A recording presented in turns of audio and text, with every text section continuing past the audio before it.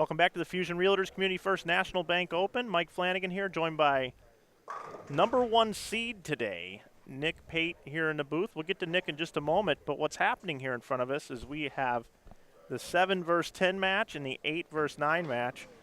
And in the 7 versus 10 match, we have Tom Hess taking on Nick Heilman. And in the 8-9 match, we have Kamron Doyle, KD, taking on Devin Bidwell. The winners of each one of these matches will then flip pairs, and they will then bowl Chad Maas or Chad Nelson. They are the 5 and the 6 seeds.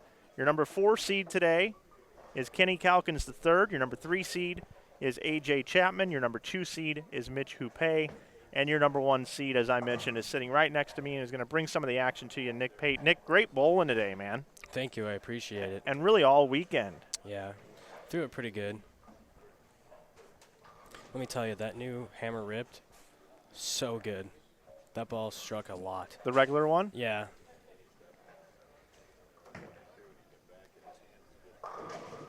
So I have the best setup as I possibly can here as we cover 2 matches at once. And once again, I do apologize for the scoreboards. I'm doing the best I can with what I have to work with. It's very difficult to make out, but we're doing the best we can for you. These are 4 really, really good bowlers. These are tough matches to call. Yeah, definitely. Pretty sure 3 out of 4 will be in Indy next week.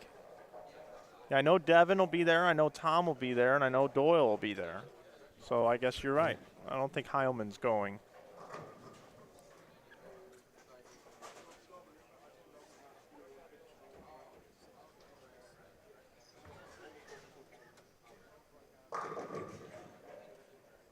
Fusion Realtors Community First National Bank Open wouldn't be possible without our great sponsors.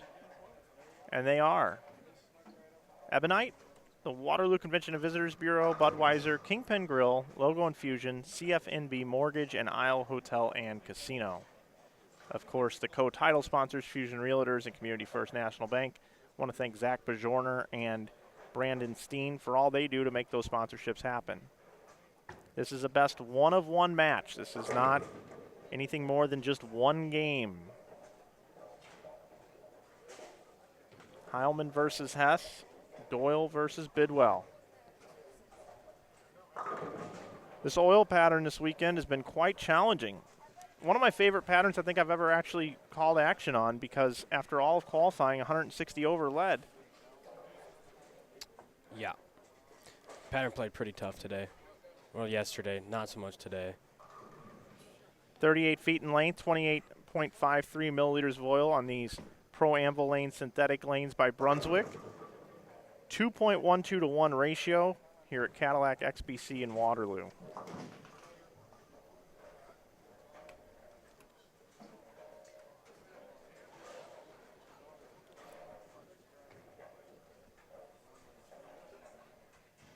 I'm going to bring up the scores here on my computer. Nick, you led the tournament by over 104 pins. Yeah. I got them all the last 2 games. I went back-to-back 268s. 387 over. Mitch Hupe is second at plus 283 over. Third was AJ Chapman at plus 257. Fourth, Kenny Calkins the third at plus 229. Chad Maas bowled 185 the last game to go out of the 4th position, and he finishes at plus 218, which puts him in 5th, and Chad Nelson in 6th at plus 200. He bowled 260 the last game to jump up from 24th position all the way to 6th. Clutch bowling right there. Tom Hess had a good last game as well to get into the top 10. He was outside looking in, and he finds himself in 7th position taking on Heilman. Hess told me he shot like 730 his last 3 to make that big jump, so another instance of clutch bowling. So you've got all these folks, you know, that are all vying to get to you. Is there one guy on this list that you want to bowl, or is there a guy on this list that you prefer not to bowl? It doesn't matter.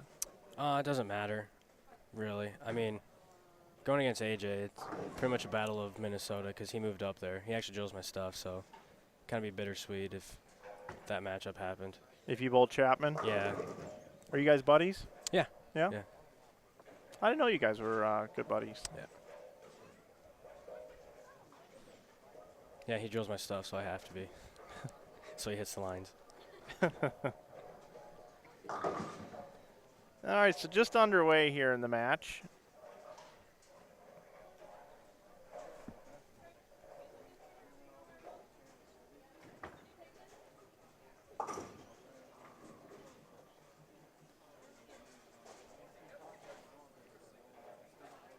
The Heilman has a chance to step up here and take the lead here in this match.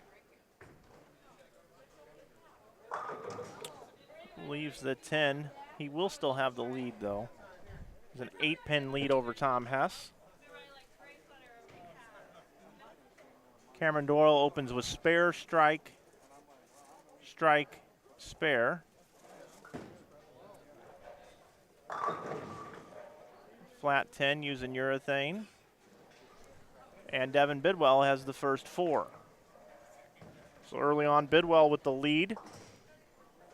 And Nick Heilman with a slight lead of just 9 pins. 8 pins, actually. These scoring monitors, they're not very user-friendly or friendly at all. No, but the good news is everything else about this bowling center is amazing. Oh, And they're putting in new scoring in just a few months. So I definitely like this place. I will tell you from a live streaming perspective, as far as their internet connection and everything here, I've been very, very pleased with what's happened here. The only drawback is what the folks at home are getting to see, which are the scoreboards.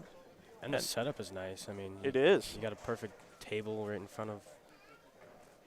It's almost like they knew you were going to live stream here eventually. Oh, yeah, I know. It's perfect.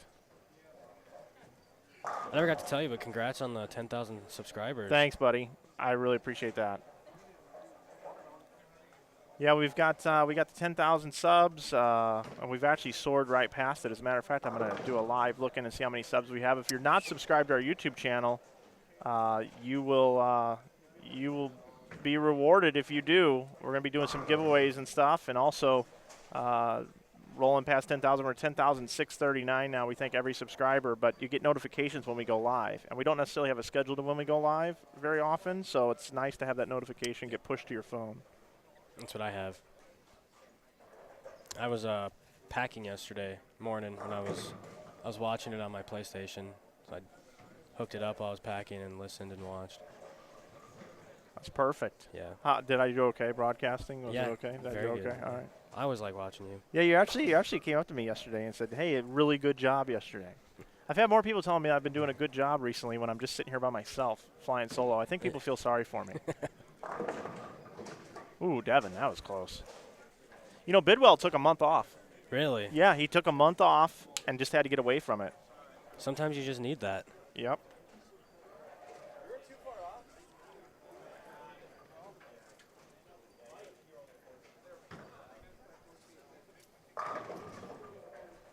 Hess with a good shot there. Puts 10 in the pit. And Doyle's actually throwing a Phenom Pearl. Oh, is that what he's throwing? Yeah. It's just got some surface on it. Okay. I think he switched to it game 6 because he shot 160 with urethane. Game 5. That is a Phenom Pearl. Good catch. Good catch.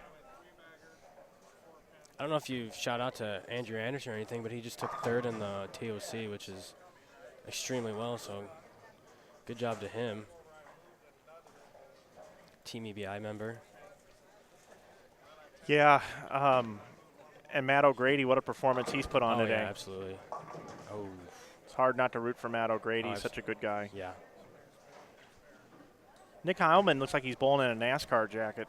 Yeah. I don't know how that's comfortable. I don't know. He does it a lot, though. When I did go down to talk to Cam over there, it was about 5 degrees colder than over here. Let's see if Cam can give it a run. He elects to just go for the 2.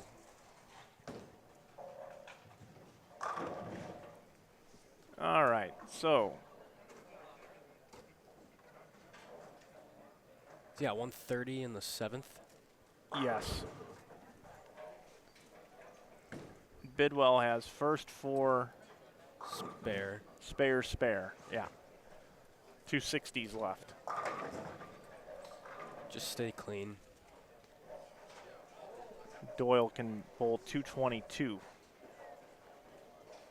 Tom Hess Can max out for 249.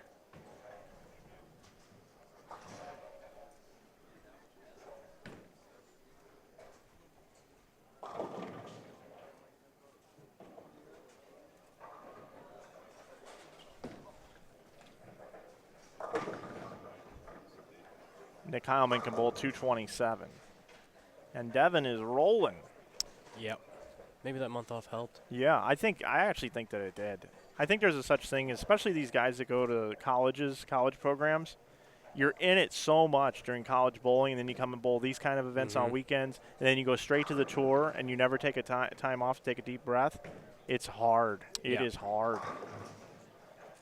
Hess with a big strike there now. It's a double for Tommy. It's a good shot by Cam. Yeah, it is. You know, is it too little, too late? I just don't know. The only thing I saw was Devin's ball went pretty high flush on that right lane, so if he makes a move, then he should be fine. But if he doesn't, then Cam might have a chance.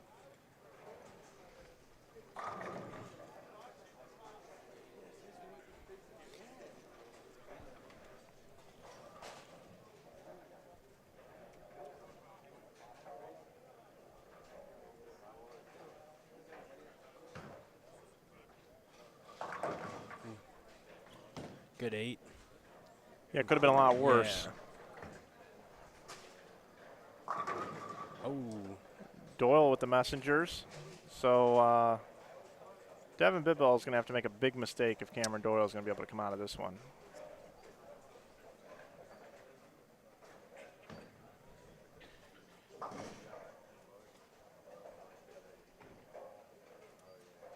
In our chat, Robert Cortolo says, hey, Mike, I'm going to give my pick for the tournament is A.J. Chapman. Chapman didn't make it into the TOC, so he's going to make these bowlers pay. Okay. Sean Morris wishes you good luck, by the way, Nick. Thank you, Sean. And Barrett Automotive Services here in the chat says that Nick Heilman's got the snowmobile jacket on. It's more fitting for the temperature that we've had here. Yeah, and I'm still bowling in shorts. That's kind of your deal, though, isn't it? I'm from the north, so northern than this, so the cold doesn't affect me. I prefer it. Yeah, it looks like Devin wrapped that up. Devin's a funny guy. Oh, absolutely. If you get to know Devin, he's just such an interesting fellow. Is that Hess Heilman match pretty close? Yeah, so I'll run through that now. Hess can still bowl 227. Heilman can bowl 226. Ooh, like that. It's going to be tough to beat Bidwell, though. Yeah, he's bowling good. You know, the one thing that usually happens in this tournament at Maple is around this time, the lanes are hooking so much that everybody's way, way deep. Yep. And I'm not seeing that here at Cadillac XBC. I think the farthest left I got was 26 at the Arrows. I bowled 6 games today. I mean, Kamron Doyle just going through the motions now. Kamron Doyle is going to finish in the 9th, 10th bracket. Yeah, 9th and 10th. Yeah. I got to get a prize list, too. I know they have one at the front counter or at the check-in desk. Okay. I'll go take that one. There you go, Cam. Ham it up a little bit. Maybe Kamron will do like a flop on the lane. Just hold on to the ball. Just try to get some attention. I think this is going to be a washout drill. I don't think he's going to hook this one. He's going to throw it straight at the head pin. Doyle. It's a big shot for Hess, and he gets the strike in the 9th. So it's a one-pin match over there between Hess and Heilman. Kamron said, hey, chick stick the big wheel. I'm not throwing it straight. You can throw it straight all you want, tournament leader, but I'm going to hook it. Nice tournament for Kamron Doyle. He's not going to be pleased with losing that match, that's for sure. But he didn't even think he was going to get in. Really? Yeah, he thought he was going to be like 1 or 2 short. Oh, no, not at all.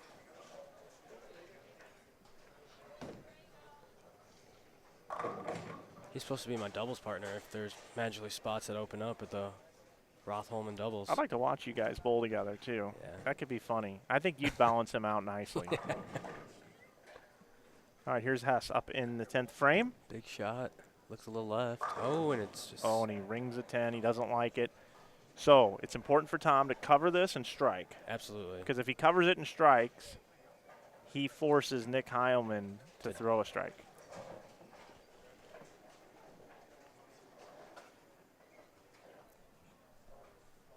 Because that's, what, 207? Yep. 206. If he goes 9 spare strike, we have a possibility of a tie, because a spare strike would tie. Hess is a very good spare shooter. I was just shooter. going to say that. So Nick's going to be forced to go up in a 10th frame here and throw a strike to win. We like that action. If Hess can get the strike here. He's taking his time. Yep, going to be very deliberate here. Oh, there's a pin in front. Might as well take a re-rack too while you're at it, Tom. Well, I think there's a pin that. There is. Yeah. There is. I'm just giving him the business from the booth. He planned up here. it. Yeah. Oh yeah, he planned this.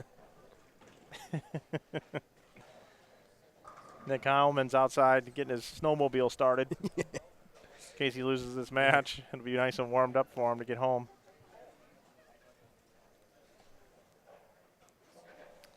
So Doyle gets defeated by Bidwell. Bidwell will move over to these lanes 13 and 14. And depending on who wins this match, I believe it will determine who bowls who. I think the lower seed bowls the highest seed, yeah. I was in the 5th position at one point in time. I remember that. I actually, Perry Crowell made a comment on that last night. Oh, he did? Yeah. After I posted on Facebook saying that I led the squad or whatever, and he's like, not too flashy, that Nick Pate. Not too flashy, though. Yeah. Well, that's true. You're pretty soft-spoken. Yeah. That would have been a better way to say it. Well, I think you were talking about my outfit. Oh, maybe that's what it was. The black shirt and the white embroidered. I remember. I actually watched it before. Nick Heilman needs a strike. Oh, wow. Bucket crumbler. He got it. Ouch. Yeah, so that's it. That's a double. Yeah, so Nick Heilman's going to advance. Well, did he get a double in the 9th? Or does he need? Yeah, he's got a strike in the 9th, yeah. So we sound like the dumbest commentators, but it's because we can't see the scores. And it's too far away from us that we have to zoom in on the screen like you guys at home. So we're doing the best we can. All right. So Nick Heilman advances. Tom Hess is going to finish in the 9-10 bracket with Doyle. So it looks like Nick Heilman is going to take on Chad Maas. And looks like Devin Bidwell is going to take on Chad Nelson in our next match coming up. And, Nick, you're going to stick around with me, right? Absolutely. Okay, everybody, we'll be right back on Inside Bowling. Welcome back, everybody, to the Fusion Realtors Community First National Bank Open. Mike Flanagan here with tournament leader Nick Pate.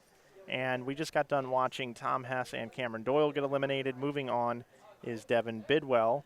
And Devin Bidwell is taking on Chad Maas, yes. And Chad Nelson is taking on Nick Heilman. It's the battle of the Chads. Yeah. Chad Nelson's really good. He's from Minnesota. He pretty much won everything that there is. 4 really good bowlers again. Yep. The winners of each one of these matches will then move over to lanes 17 and 18 to bowl against each other to determine who will be the 5 seed. Nick Heilman has taken off the snowmobile jacket, and now he's in a dye sub jersey.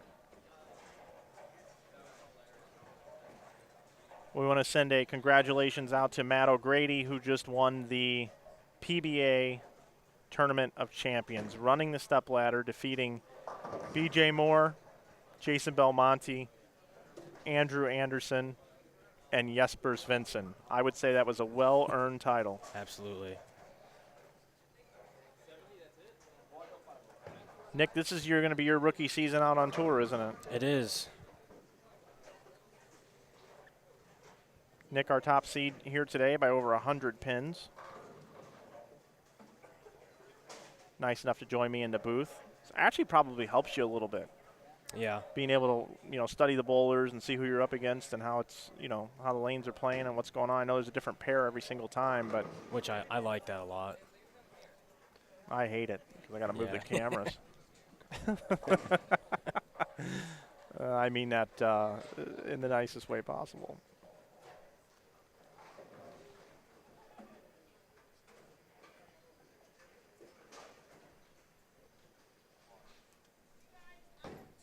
See ya. See you, brother. Nice seeing you. Be good.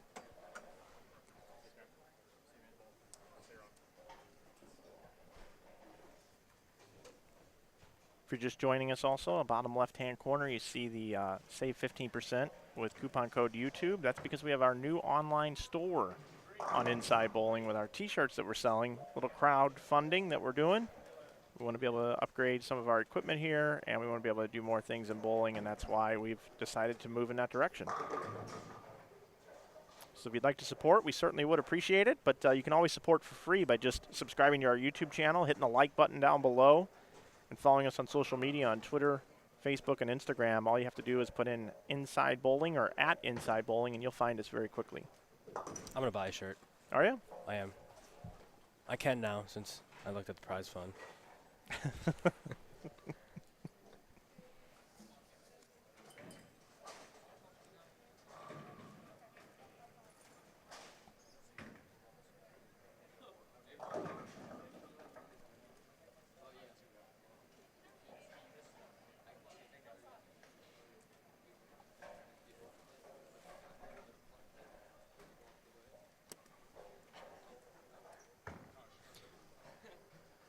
Little fun fact about Chad Nelson. His practice, he goes into his basement and throws a bowling ball into a mattress. Really? Yeah. See, Ronnie. Always a pleasure. Yes, sir. Take care. Ronnie Have a good Fujita is session hitting the on road. Hello, everyone at home. Yeah, that is how he practices. He goes into his basement and rolls a ball into a mattress. And he's that good.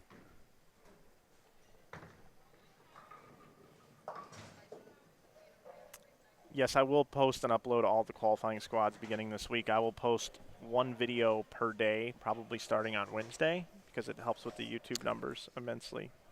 Have you seen the little dog? No. Cutie. Bye.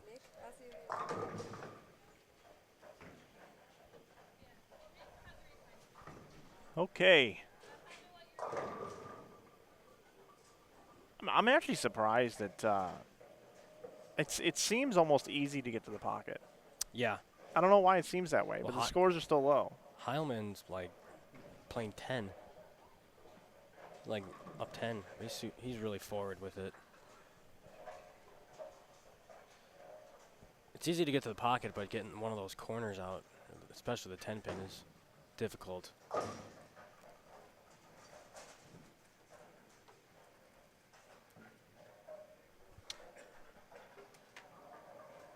Huh.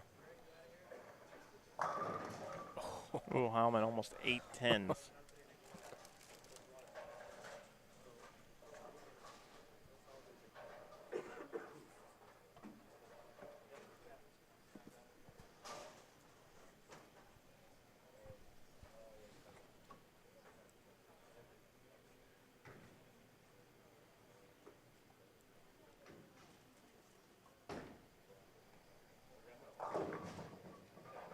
Maas comes in light, leaves the 2. I like watching Chad Maas bowl. Got a good game. Yeah, very underrated player. Absolutely.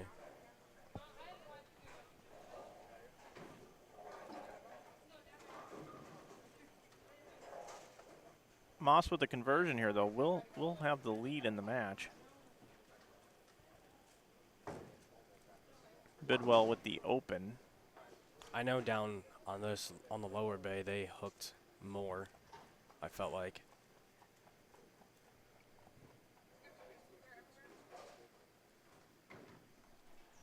Chad Nelson.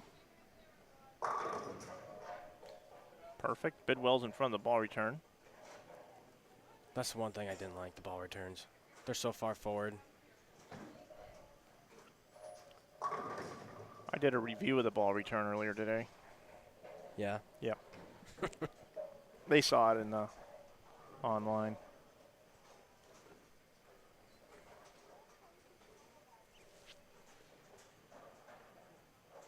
I want to thank all of our viewers for watching, being with us all weekend.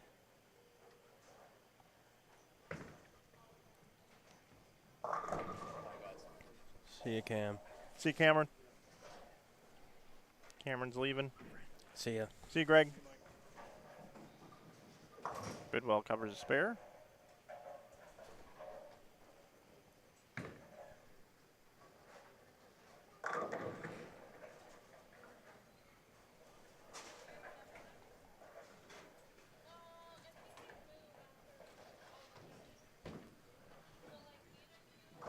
Let's see, it's 2 o'clock now. We've got this match to finish up. The next match put us around 2:45. And then we start our step ladder, which normally takes about an hour and a half. 4:15. Perfect. I'm going to Chicago tonight. How far away is that? I think it's 3.5. What's in Chicago? I'm staying at Nick Krummel's house. Oh, that's right. Okay. Then you guys are going to Indy from there? Yeah, since it's like a 3-hour drive from his house. Because the practice session's tomorrow at 3. I'm going straight to Indy. Well, how far is that? 6.5. That's not too bad. Yeah, well.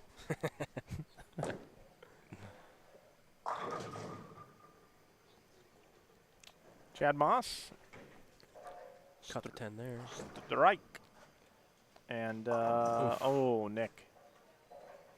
That's a bit of a blunder there.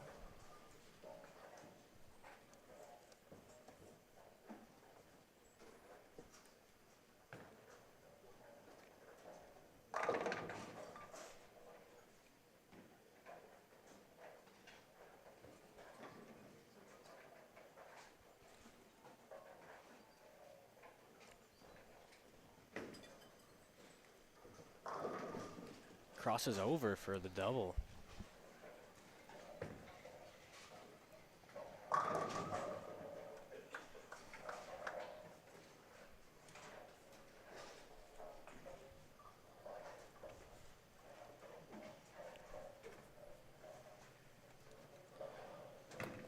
So Heilman has 86 in the 5th with the strike up.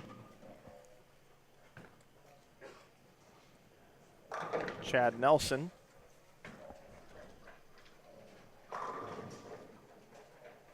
will have 87 in the 5th with a strike if he strikes here. It'll be a 1-pin match.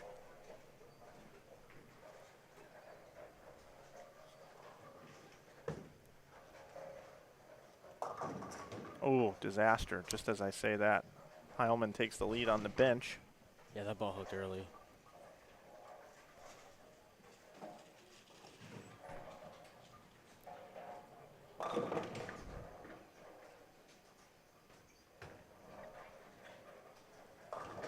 Oh, big split for Bidwell.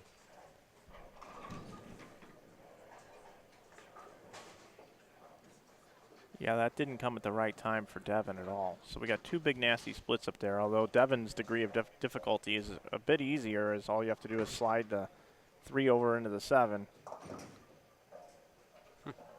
Threw urethane at that spare. Maybe get a read. Could have been, because that really had no chance of bouncing out at that ball speed. Bidwell's attempt. Got it. Covers it. Clutch.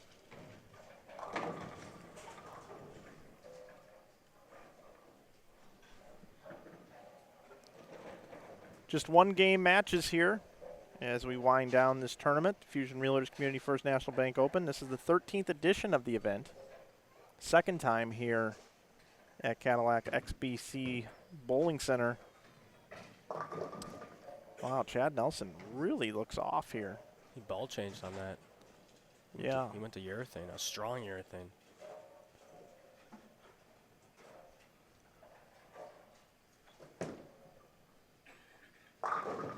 That's how you parlay a Brooklyn. Sure is.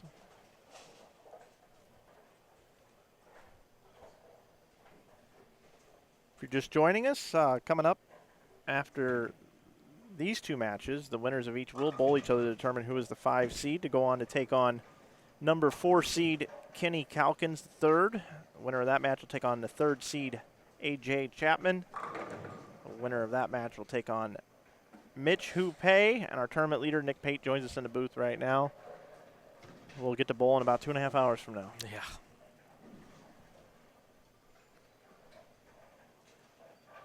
Have you ever had to wait that long to bowl for a title? Yes. There's a tournament in Lamar's, Iowa. I bowled I think it's like an 8:30 a.m. squad. There's 5 games. Good shot by Heilman. 5 games, and I went like 100 and some up, and I led that squad. Ended up leading the next squad. That was at 130 or whatever, and then they had top 16, and then it was top 5 guaranteed into a stepladder already. So then 9 through 16 battle it out. So I was in a bowling alley for 14 hours waiting for my turn to bowl 1 game. And how did you do? I lost. Oh, man. Yeah.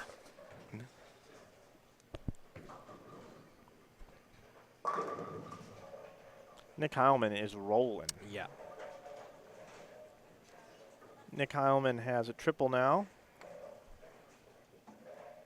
Still max out at 236.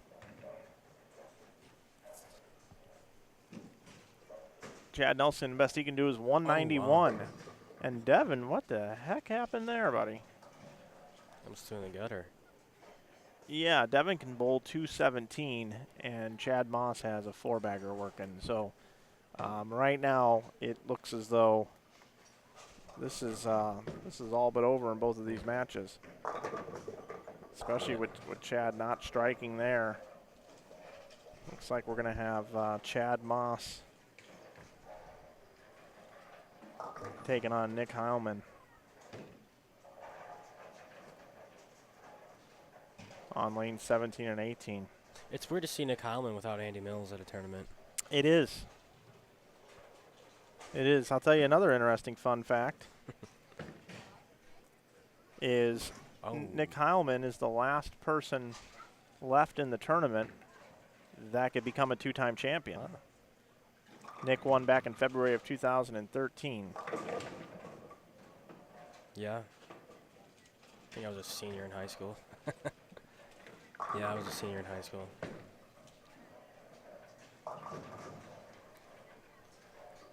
Yeah, this match is over with Chad Nelson. He just split.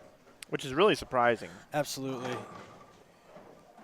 Rob Amers and I, we have fun picking players, and I got first pick that time, and I picked Chad first out of the gate.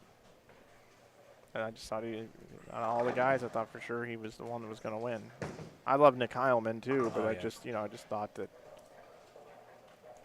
Chad Nelson would bowl a big game, especially shooting 268 the last game to get in. Yeah. Jumped from 24th to 7th, I believe, or to 6th. 1 game.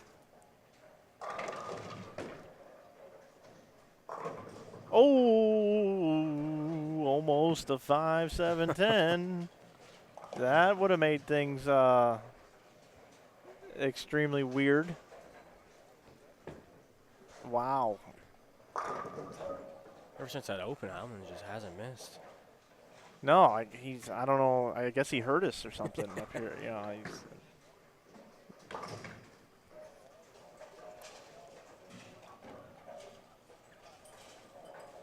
Heilman's a funny guy too. He likes to play miniature golf, high stakes miniature golf. Yeah. They were actually looking for a course when I was up in Minot, North Dakota, bowling a tournament. There's a bunch of mini golf courses around there. Jokingly trying to get a game going. I'd actually like to try to putt a ball down the lane as hard as you can and see how many pins you can knock down. Do you think you'd knock down any? My putt game is not very good, so I'd probably miss or something. Because you know the ball could potentially just go right through all the pins and not ever hit a pin. That's the second time. Oh, Nick. Doesn't matter though. I don't think. No, it doesn't. But you're supposed to pick those up. So anything with a head pin left involved, we're gonna assume he's not gonna get.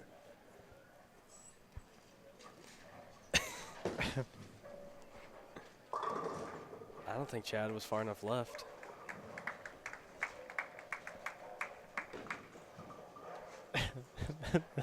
Jason Poli and company are giving Chad Nelson the business because he just finally got a strike.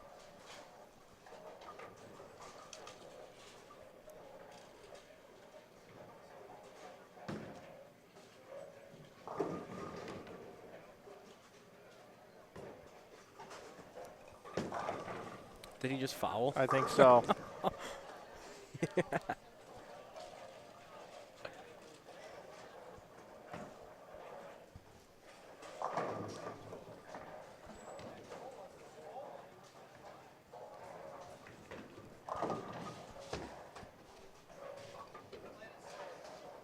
And then he just threw his plastic ball from the dots.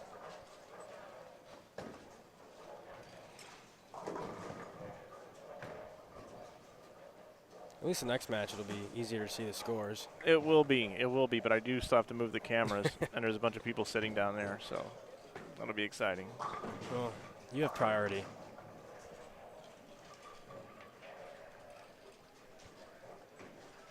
Okay, so nice run for Chad Nelson and Devin Bidwell, and Chad Maas and Nick Heilman are going to go on to face each other over on lane 17 and 18 to determine who is going to be the number 5 seed here at the 13th edition of the Fusion Realtors Community First National Bank Open. I'm Mike Flanagan, and we will be right back, Nick Pate and I, to bring you the next match.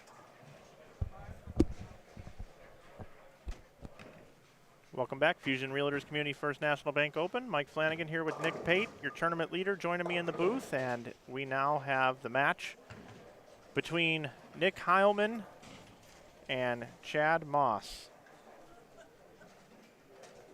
Nick Kamron looks pretty good right now. He does, and the winner of this match will become the number 5 seed in the Stepladder Finals. Kenny Calkins is the number 4 seed, AJ Chapman is the number 3 seed, Mitch Hupe is the number 2 seed, and Nick, who's sitting next to me, is your number 1 seed. Missed a little in for Chad. Pays for it.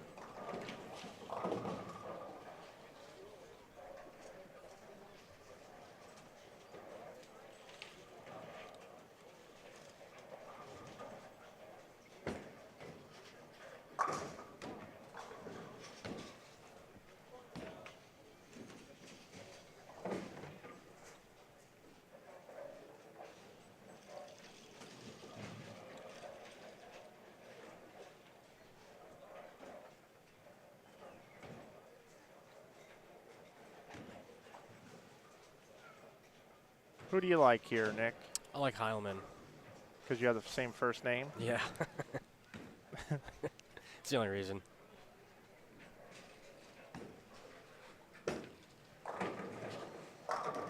Oof. Got to bowl with Chad all day today. How was that? It's fun to watch, yeah. A couple times we just bounced ideas off with our lane mates.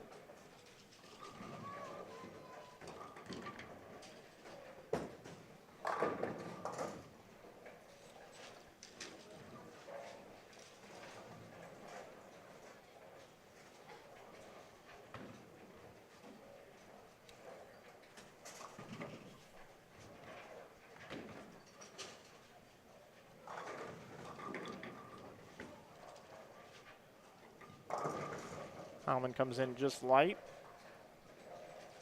Actually nice to see the scoreboard up here. Don't have to guess. It is. It's very nice. Makes things a lot easier. Take that for granted sometimes. Yeah.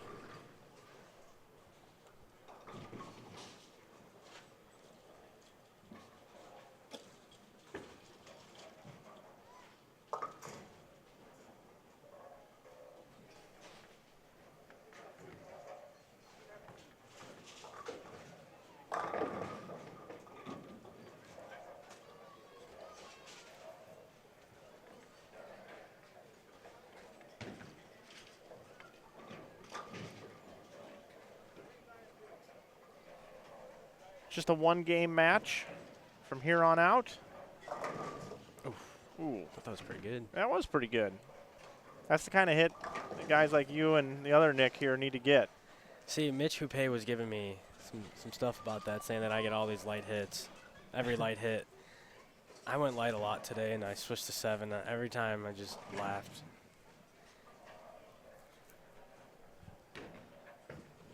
Skell X in the chat says, I'll take the guy from Wisconsin. They're both from Wisconsin. Heilman's from Eau Claire, right? I think he's Eau Claire, which is pretty close to Minnesota. It's the border. Because he has 2 shops. He has one in Winona and then one in Eau Claire, I think.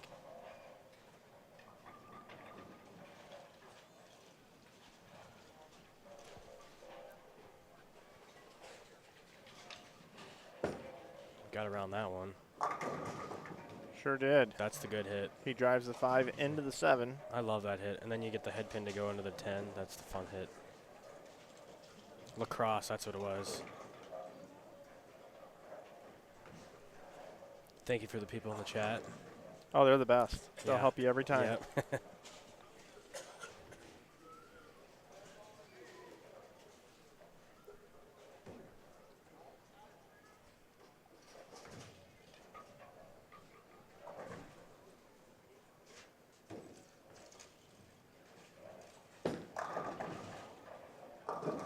Oof. Might have been a little too hard. Missed the break point for a 2-pin. Everybody's been saying that this pair played extremely hard. Well, 18 hooks about 4 more, and 17 is really tight. Except when you throw in the gutter, playing 5th arrow like yesterday, then you don't know what happened. By the way, your insight on this pair, I believe this is the pair that's going to be used for the final match. Nah, I thought it was over.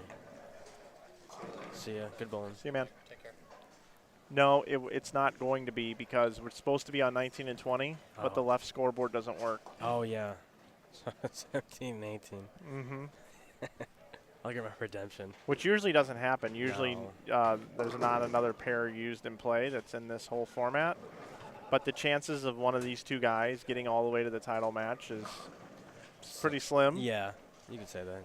I mean, not to take anything away from him, but Didn't our previous winner, Chris Pearson, didn't he come from 10th and to win it all? you know what? I Oh, you I weren't wasn't there there for that one. So Honestly, I think he might have qualified. No, he didn't qualify 10th. Heilman was 10th. I think Heilman was the number. But I think Pearson was, he was down there.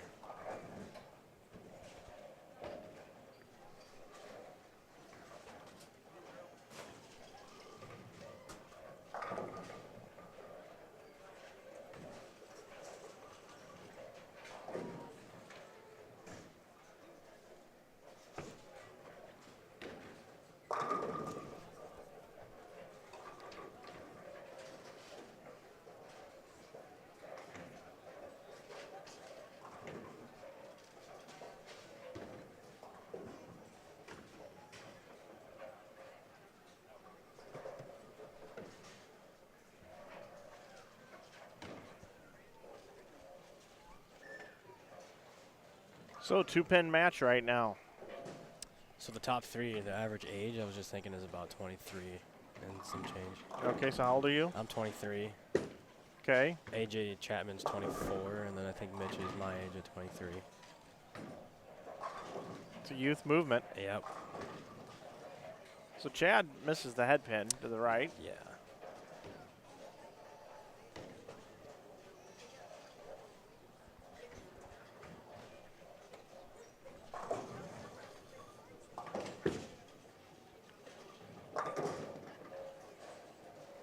Covers a spare.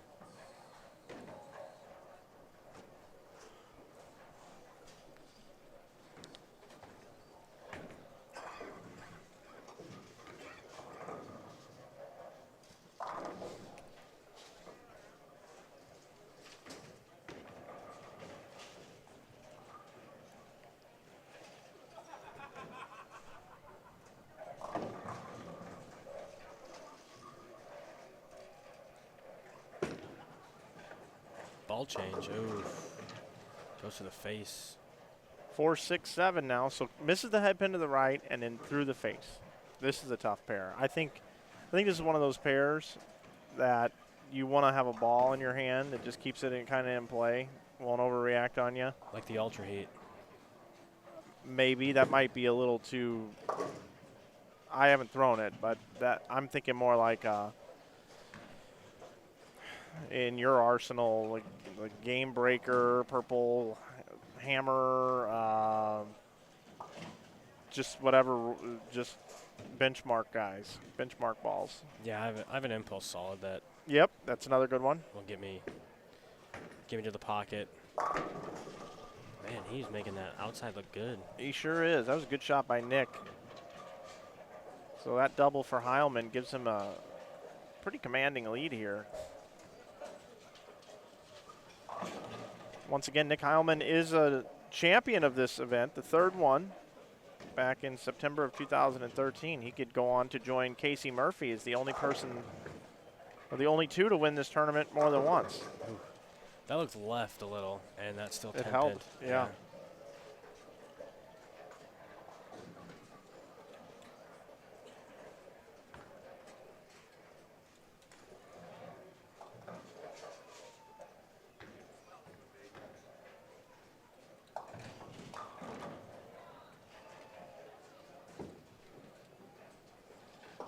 Covers it with no problem.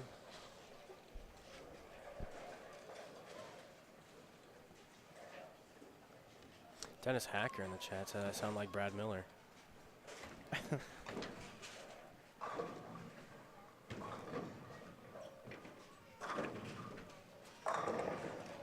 No, Dennis, you should know who it is. You've worked with them before. That lane does not look fun. Tournament leader Nick Pate is in the booth with me. Now, this pair is tricky, and I believe, like I said, this is the championship pair, so you're going to get the bowl on it. It's good. I'd grab that impulse solid and take my chances playing up around 10. Yeah, I might just go like the left side 10, like 30. Oh, you want to go way left? I might go way left. I was thinking more of fading a little bit. Really? Yeah, just trying to roll it. Who knows? I mean, I get practice shots, so I'll see what the line gives. Winner of this match is going to go on to take on Kenny Calkins the third. Did I mark that right? I have him. Yes. So you got that 20 or what, bro?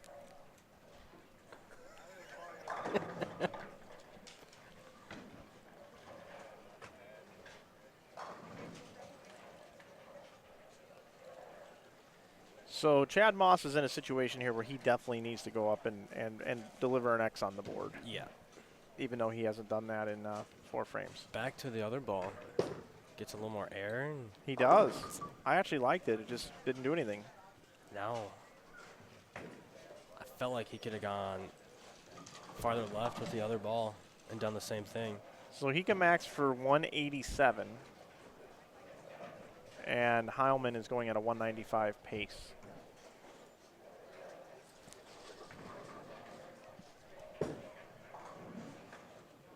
Oh. We actually have open play on both sides of the center now. Yeah. Mitch Hupe is down there warming up. He's been looking over here and smiling at us.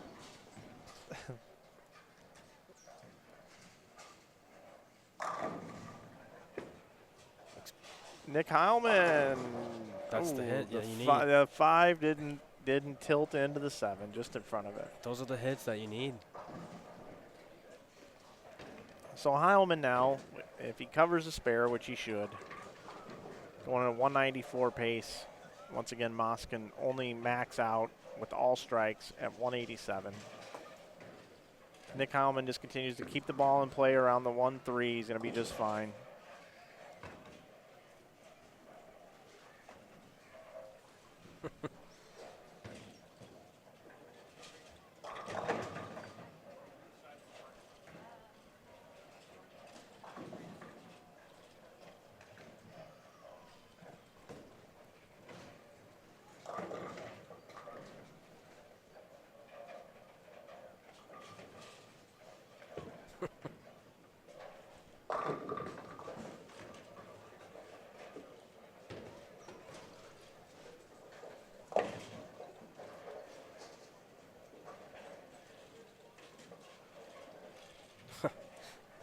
Erin McCarthy's texting me right now. Oh, is she? Yeah, she's bowling a thing in Memphis, Tennessee with Kyle Barnes. Okay. Yeah. She's having fun out there. He moved right. Sure did, right up the lane. He's probably thinking to himself, I should have been out there the whole time. That's why I said to you earlier, throw it up 10. I mean, I'll give it a look. I mean, that's what Heilman's kind of doing. Yeah.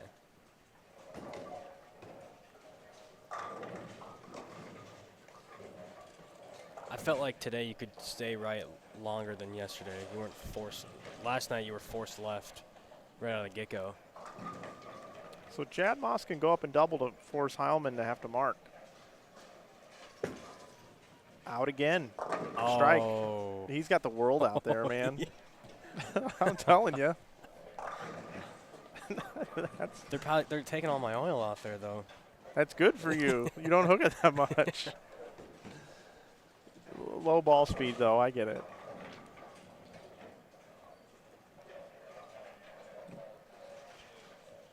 Erin McCarthy, actually, fun fact, she was the first customer of the new InsideBowling.com shop. Really? Yeah, I'm going to text her that right now and tell her that. she was. First customer. Oh, bone to 9. Oh. I bet he'd like to have this match Yeah. over again.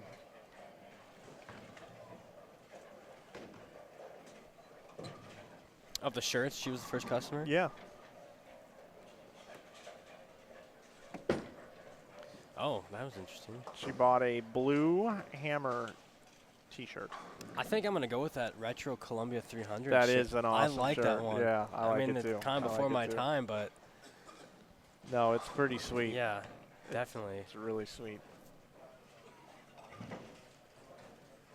Heilman up 7-8. Ooh, ooh. That would have made it real interesting Yeah. if Chad would have got the double. We'd have had to pick the 5-7 to move on. All right, so Nick Heilman is going to advance. He has now made it out of this round, and he will be – he came in as the number 10 seed, by the way, and now he is the 5 seed after all of these matches that we've had.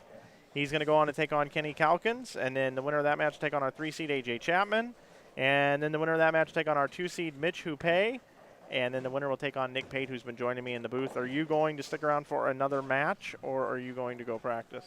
I'll do one more match, if Okay. that's okay with you. No, I love it. That's great. Helps me out a lot. I'm sure the folks at home are enjoying having you in the booth. And 17 and 18 will be the next time we see that pair. You'll be on it. Yeah. And the winning score this time was 193, so keep that in mind, young man. We will be right back here in just a few moments with the beginning of what we would call our traditional step ladder with Nick Heilman and Kenny Calkins coming up here in just a few minutes on Inside Bowling. Fusion Realtors Community First National Bank Open. Mike Flanagan, Nick Pate here with you. Nick Pate is our top seed. Nice enough to join me in the booth. And our step ladder begins with the 10 seed, Nick Heilman, who's come out of the bracket to become the number 5 seed. He's taken on our 4 seed, Kenny Calkins the third. Kenny Calkins the third.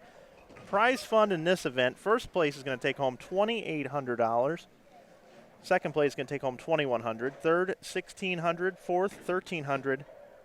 And fifth, $1,100 on a $150 entry fee.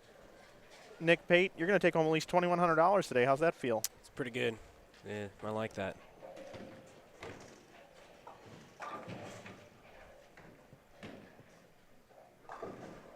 So just underway here as we get started.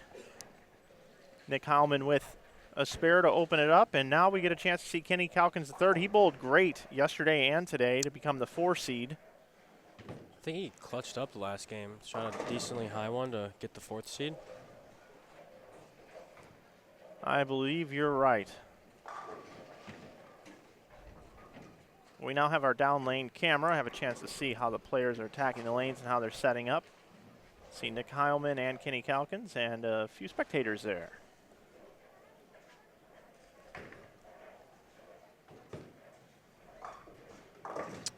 Early open. Early open indeed.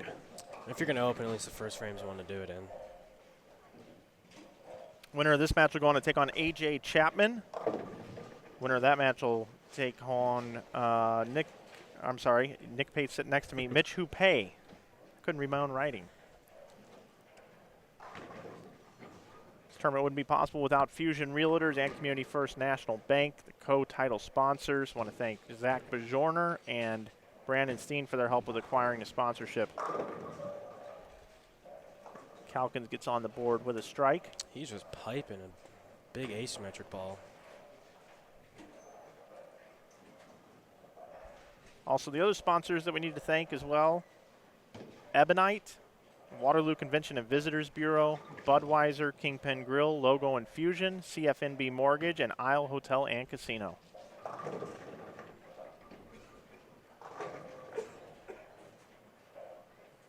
Nick comes in high for a 6-10.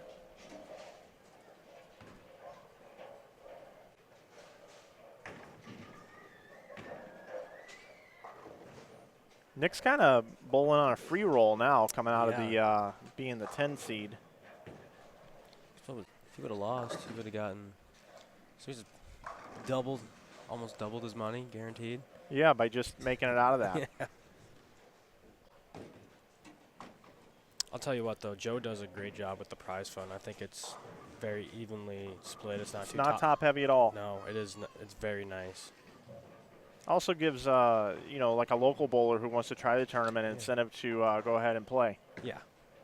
I mean, if you just get in on a $150 entry, you make $75, which not terrible at all.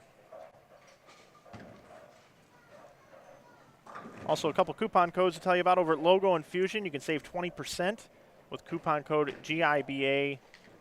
GIBA18, save 20%. That's the Greater Iowa Bowling Association coupon code. And also, we just launched our InsideBowling.com shop. You can save 15% over there with the coupon code YouTube, and that'll be good even when this event is archived. Oof.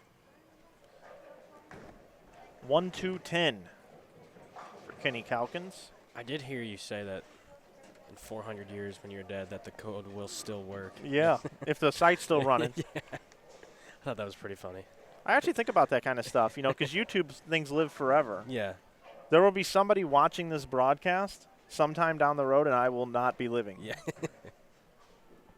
And then guess what, buddy? Yeah. Probably another 15, 20 years after that, you won't be living. Oh, he converts it. He does.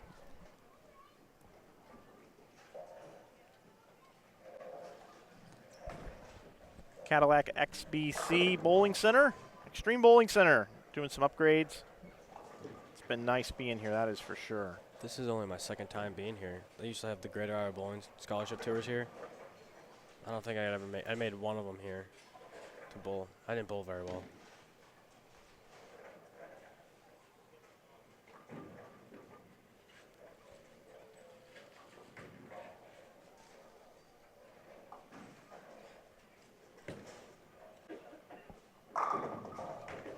Got that left lane figured out. Sure does.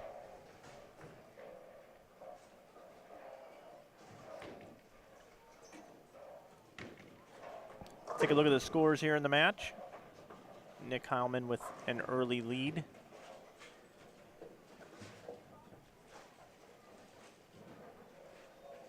Nick Heilman starting way off to the right. Looks like he moved farther right from his other matches. Yeah, because even when I was looking at him there, like you couldn't even see his whole body in the screen.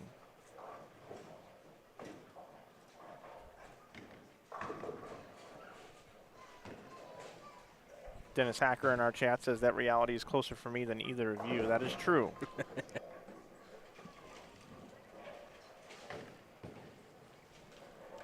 All right, Nick with the spare. I don't think he thought he was going to get that.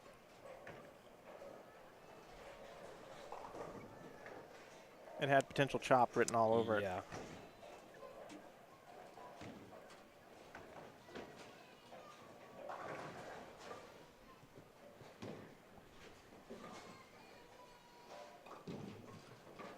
So Heilman up here in the fifth.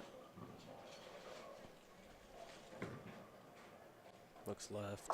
Yeah. Wow, right through the face.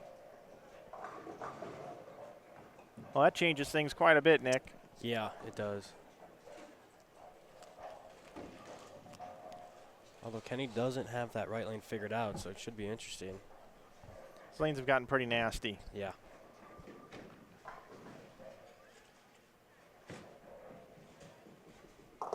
Oh, got four. Let's look at that one more time. Let's look at that attempt. Let's see just how close he was to picking this. Oh. I don't think he created enough angle to pick it up. Yeah, I think you're right. So Kenny Calkins the third. Big shot here. Missed a head pin previously on this lane. Using a shiny asymmetric. With jeans and a hat on. My kind of guy. Does have the name shirt, though. Makes it easier.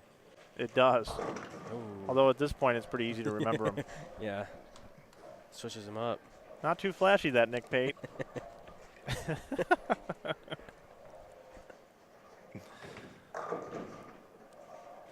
So big double for Kenny. When Nick opens, Kenny doubles. See if he can get his good lane. We do move pairs after every game. We'll move over to 23 and 24, where A.J. Chapman will take on the winner of this match. Looks pretty good. Yep, it is. Really good. Take a look at that one more time. It's perfect. Really impressed with him. Yeah, he's farther left on the screen than actually watching in person because we got kind of a bad angle. But we both know Heilman's playing right. Oh, we definitely know Heilman's playing right. That's left off his hand. He's not throwing it very well. No, he's not. He's log jamming it in there. It looks like it's coming out of his thumb too quick.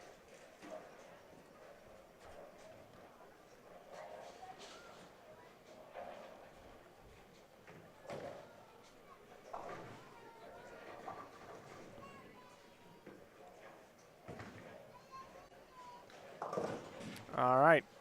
Heilman covers the spare, so we'll take a look at the scores. Calkins can go off the sheet for 259. Heilman can go off the sheet for 222.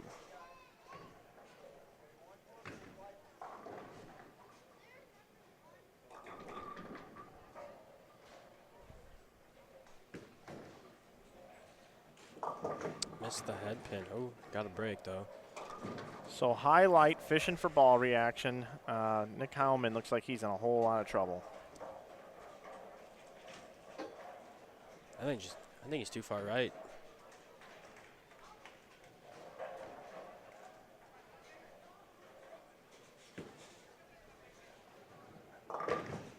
Makes that spare. Mike Boogren, who is in the chat, I want to thank you for your order today, sir.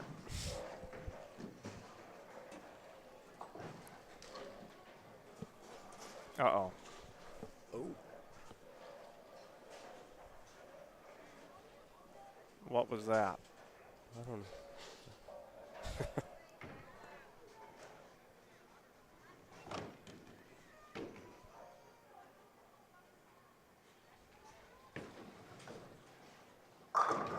Wow. 10 back. That's pretty awesome. Kenny Calkins has got a good look out there on the lanes, and it looks like he's going to defeat Nick Heilman making shots like that.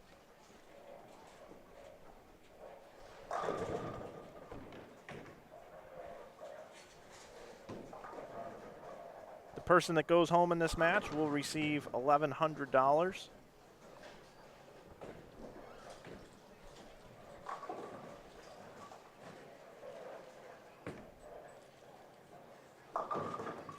Ooh. Fortunate not to leave the 6 with it.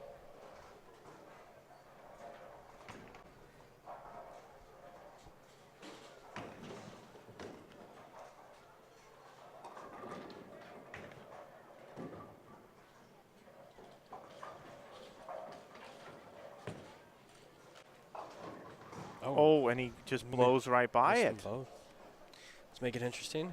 Okay, all right. So let's paint a picture here. Max score for Calkins, 223. Nick Heilman, if he can figure this thing out, he can get to 210. Look how far right he is. He moved farther. Oh, he did. Oh, yeah. And then he 210s. I don't think that was the answer. At least he didn't stay in the same spot, though. At least he tried something.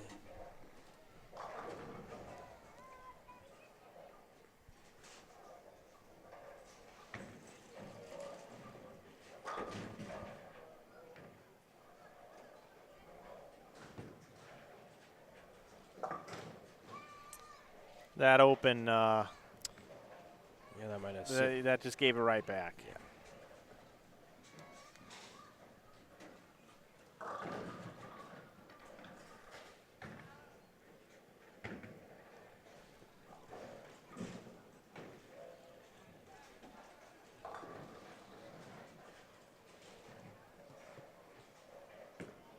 I like that shot.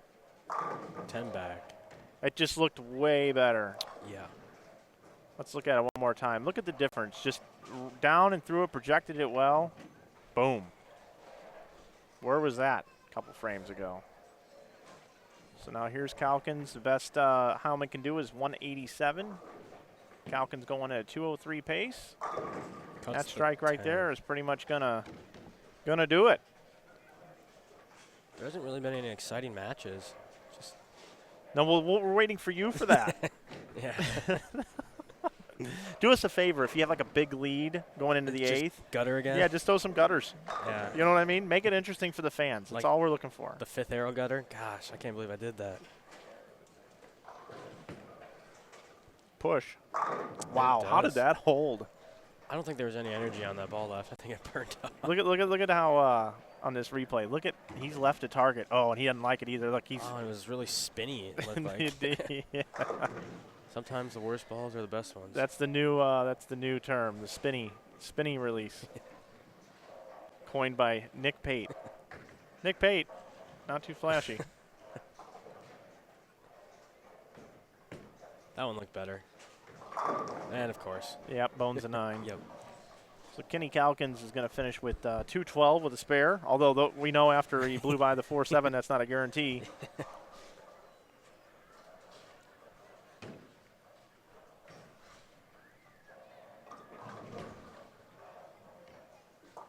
All right. 212 for Kenny Calkins the third, and Nick Heilman coming from the 10 seed will finish 5th and receive $1,100 for his efforts. So in the next match, it's going to be A.J. Chapman, your number 3 seed, taking on Kenny Calkins.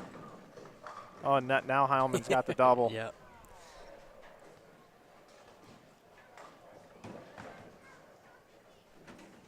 Tyler's brother checked in. Tyler Voster's brother checked in. Dakota. I always give him a hard time. Dakota bowled good. He did. Finished 180 over. Took 186 to make it, right? Oh, he was that close? Yeah, Good for him, though. yeah. Because he switched to those EBI products. Oh, did he? Yeah, he had a Matrix. He's got a Purple Hammer. Got a Phenom Pearl. So Nick Heilman, instead of just going up and throwing an open or something to get off the air, he's like, no, I'm going to save some face here. I'm going to bowl 187. I'm going to finish out with the last 4 and be thinking about that on the way home. Why I didn't move sooner? All right, so Nick Heilman, final score, 184. Kenny Calkins, 212. I'm Mike Flanagan. You joining me for the next one, or you got to go practice? I'll do one more. You're going to do one more. Nick Pate will be back with us after the break. All right, we're set for the 3 versus 4 seed match. A.J. Chapman taking on Kenny Calkins the third. I'm Mike Flanagan, joined by Nick Pate, our tournament leader, here in the booth.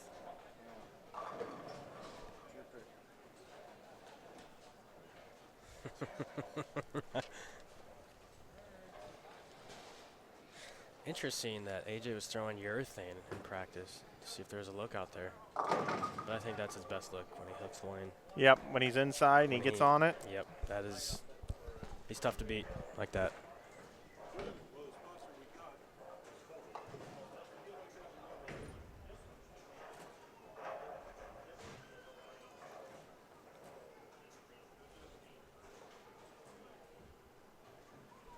Robert Corotolo in the chat says, Mike, I want to reiterate that I picked A.J. Chapman to win the tournament. Now let's see what my boy can do. I like it. I like the fans in the chat.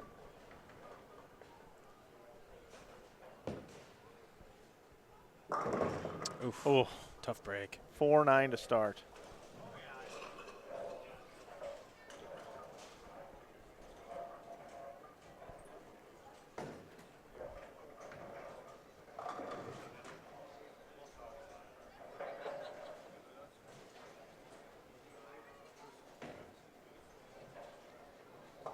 Let's see if Calkins can pick up the 4-9. Needs a hook a lot or bounce. Oh! I thought it was going to come out. How close was that? That was really close. Wow. All right. Well, it's early in the match. Yeah. Good place for that. And is he taking a re-rack? I don't think it scored it correctly. Oh, okay. I think it gave him 8 out. So he's got to change his own score. Where's the tournament official at?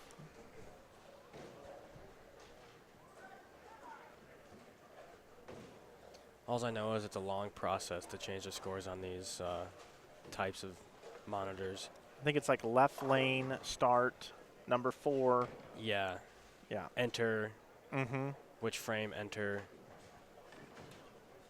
The winner of this match is going to go on to take on Mitch Hupe, and then this will be the last match that Nick Pate's going to be joining me here in the booth because he's got to go down and start warming up. You haven't bowled for a couple hours. Yeah. And you are our number 1 seed by over 100 pins. You ever think there should be a rule that if you lead by over 100, there just shouldn't be a title match? Maybe they should put that in the rules. I don't know. I've never been in this position before where I've led by 100 pins. Well, it just means you're eating green beans and putting hair on your chest, young man.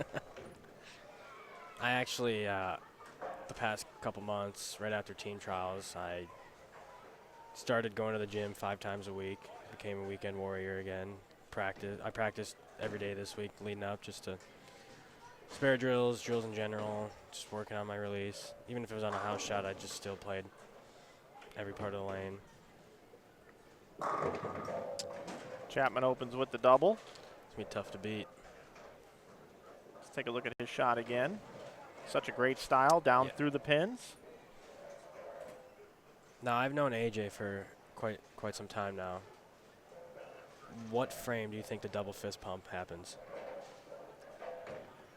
It depends on what the opponent's doing. It won't come now, but No. it could come in the next 2. Do you know what I'm talking about, though? Yeah. Yeah. Yeah. Again, Chapman's such a great bowler. 3-time Team USA member, I believe.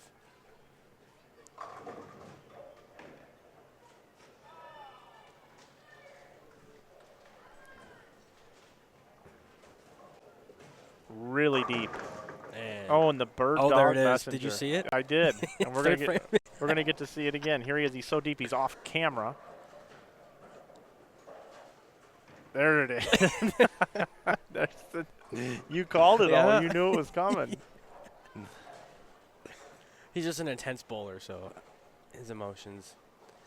He shows it. I think that's to show the opponent he's not backing down, which he shouldn't. I mean, no, he's a fun guy. He's a fun guy to watch. Wow, Calkins is further out than he was in the last match. Yeah. Playing a lane's a little different. You got a double now? No, yes. No, yes. Yep. Sorry. I usually ask him to turn off the graphics things too. It's kind of annoying, but I'm looking forward to coming here the next time when they have the new scoring. Yeah. It'd be cool if they could alternate between centers, going to Maple and then coming here. It would be. Are they the same owners? Is that? Yes, same okay. owners. Okay. Rich Amy and his family. Oh, see that mixy. You know what we have right here? We got a ball game. We do. We got a ball game. And that 4-9 might be a crucial part of the match. That was early. But it was the right time for it. Because if they, if AJ leaves any 9 spare, it's tied. Max score, actually. So here we go. Here's Chapman. I want to see him set up here. He's been working on his game a little bit, trying to get more forward to still maintain that rev rate that he has. He switched away from grips. The thing about his game that I like so much is that he sticks every shot, stays down through it. Yep. Really until the ball hits the pin. And the head doesn't move at all. Mm-mm. Yeah, it was funny. He says that he loses more revs when he has grips in. than without grips. Loses more Yeah, reps. he loses more on it. He doesn't catch it enough. Interesting. Yeah. Taking a re-rack here. Sure is.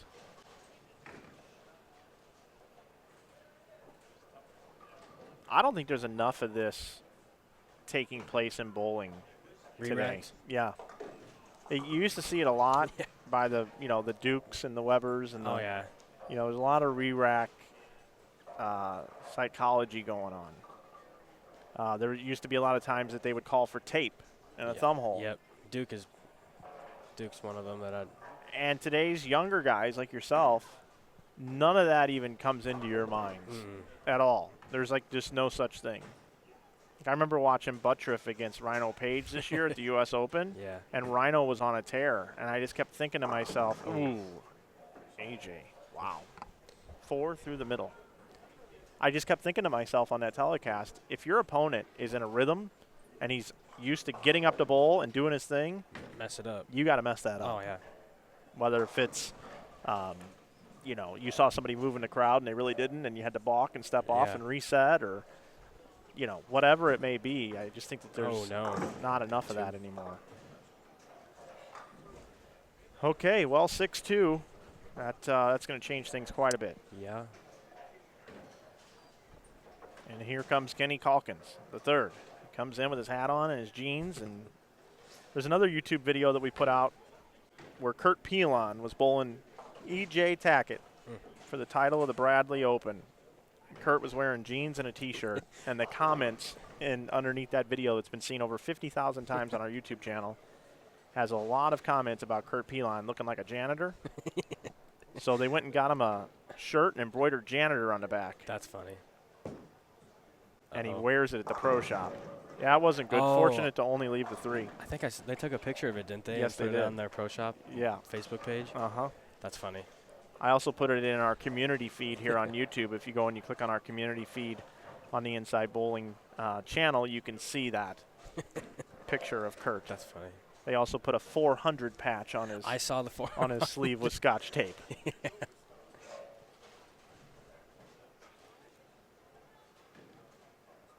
Very close match. Yeah. Good spare there.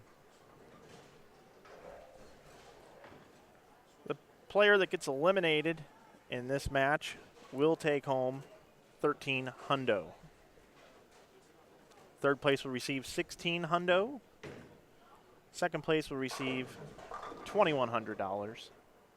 And the winner, possibly the guy sitting next to me, Nick Pate, our tournament leader, could take home $2,800. And there's also a $710 bet you win pot. Are you in that? I am. You are. Yeah. Why bowl the tournament? Why not earn it? Oh, we've seen it many times. Yeah. It's $10. So you got a chance at 35 hunch. Yeah. Nice. It's gonna pay off some student loans. A shot by Kenny. Now, at this point in time, looking at the players that are left, you got Mitch Hupe, AJ Chapman, and Kenny Calkins III. Any of them intimidate you more than the others at this point? No, not really, because I've bowled against them, and I've never bowled against Kenny, but Mitch and AJ, both of them in college, they actually beat me on the TV show in 2015. So. Whoa, that was gassed. That was quick. And right.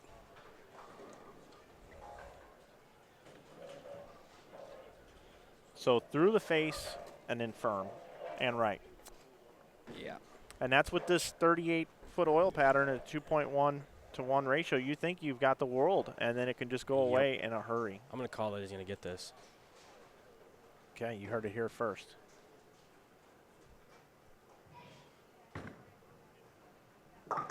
Oh, I almost called it the hard way. I want to take a look at it again and see how that pin bounced around. Let's look at the replay. Oh, It it butt wanted of it, to. yeah. Definitely wanted to. There's a 710 picked up yesterday. Yeah, I have it. That's pretty cool. I have it. I'm That's going to put that out. Yeah. Might even edit that when I get Yeah. to Indy finally tonight. I want to thank everybody for watching and joining us on Inside Bowling. I want to thank Nick Pate for joining me so far as part of this telecast. He is our #1 seed, so I will be flying solo after this, but I want to thank you, Nick, and also want to thank all the great people that made this tournament possible, and Joe Engelkiss. He and his family don't get enough credit either, and the folks here at Cadillac XBC Bowling Center. It's a little better. Yep. Joe and his family are just wonderful people. They run a smooth tournament every single time. Yep. And if you want to find out more information about the events they run, other than the Fusion, they also have the entire Greater Iowa Bowling Association that they run all these tournaments all the time for the locals. You can go to giba-bowling.com. His son Greg does the website. Looks good. You can find out information on it. It's easy to navigate. Check it out. So interesting situation here with Calkins now. A double would be huge. It really would. Double would be huge. He's got 238 max for AJ and 258 for. Oh, he didn't like it. He bailed on it. Oh, and he bailed out of that shot and went from like 6 to 5 to 4 of them fell down to just 1. Do what we have the possibility of, though? A tie. Oh, we like that. Yeah, we do. It's a Nelson Burton Jr. trick. So we do. If he spares this and both players were to go off the sheet, we would have a tie at 238. Woo! Man, those left side spares have been tough for Calkins.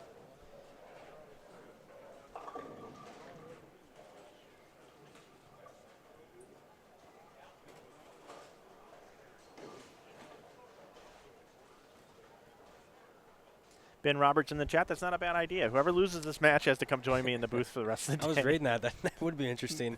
I'd be a little upset. Yeah, that's the deal. Not only did I lose the match, but now I got to go work for 20 minutes. You should you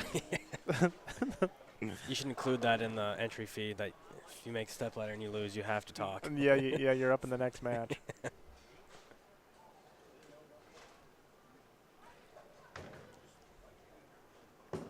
Looks a little left. Yeah. Yeah, he's playing the track area now. Now he's up the tube. He was further right of that, and in the last match he was inside of all that because we even saw him miss left and it held. Yeah. I don't know why he switched to this other zone. I'm sure he's got a good reason why. Should be a routine spare.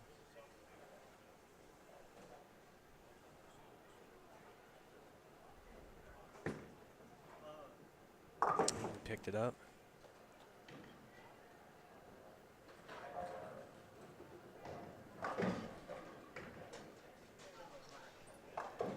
So AJ went light and left a 210 on this lane.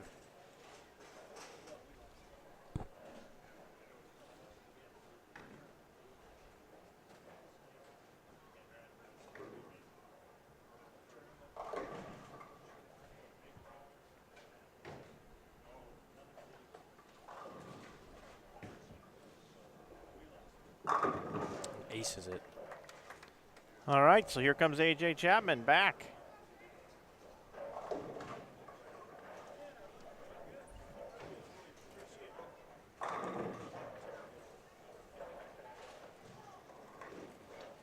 AJ told me that he's been kind of feeling under the weather the past couple days. This would make me feel better winning a match. Certainly would make me feel better too. Let's see what AJ can do here. He's in a spot where he really needs to step up, apply some pressure to his opponent. This would be the time, if he didn't already do the double fist pump, that this could possibly be when I would have predicted it. Yeah. But he kind of pulled it out early, hamming it up. Let's see what happens here. We might get two for one. 2 in 1 game. He's really deep. He's sliding into that left gutter. Oh. Get it right. Looked like he got it right. Looked like he was a little late to the line in his ball. He's definitely not feeling 100%. No. There's something. His mechanics are so physically sound that when something is slightly off, all of us notice it. Yeah, like that one, he was late to the line. Yeah. Ball's behind him.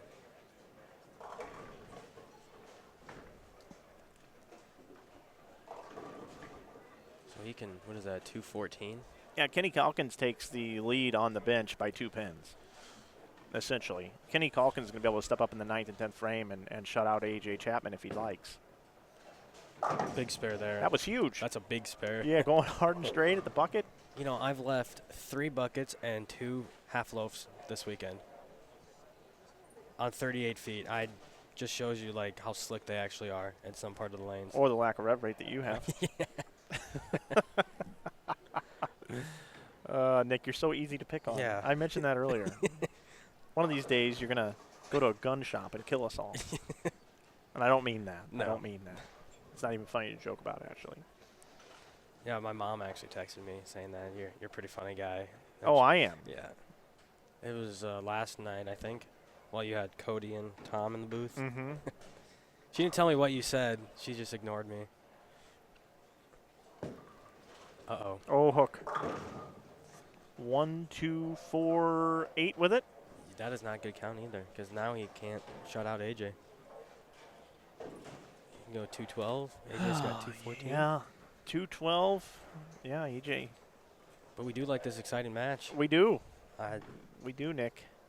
raises the heart rate a little Here's bit. what we want. We want Calkins Kenny Calkins to pick this up, and then throw 3 in the 10th frame, and then we want AJ Chapman to go up and double and do the fist pump, and then 7-10 or For a tie. 8-10 Yeah, or for- 5-7, something like that. This is a big spare. We got it. There we go. Or 5-10. Yeah. Something really weak that everybody goes, oh. Yeah. And then tournament director gets on, ladies and gentlemen, in an event of a tie, it goes down to a one frame roll off. We will do rock, paper, scissors.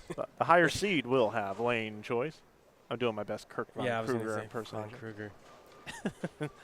Which He's got a very distinct voice. shout out to Kirk Von Kruger, and his son also Curtis is now working on extra frame, and all of our thoughts are with Mary Von Kruger as she's been fighting and dealing with cancer, but man, she has really fought it, and I think she's going to come out of this thing just fine, and she's got a lot of prayers going her way. Curtis is their kid, right? Yeah. I thought he did a pretty good job on extra frame. I thought he did too. I enjoyed it. Looks pretty good. Oh, yeah. Oh. There you go. First shot in the 10th. Put some pressure on. What do you do to an open wound? You apply pressure. Oh, Nick, I'm going to be out of a job soon. You can use that. I appreciate that. I'll just take royalties, though. Okay. All right. Yeah, I'll give you a T-shirt for every 10 times I mention it. How about that? With or without the coupon code in the bottom left-hand corner, by the way. That's a shameless plug.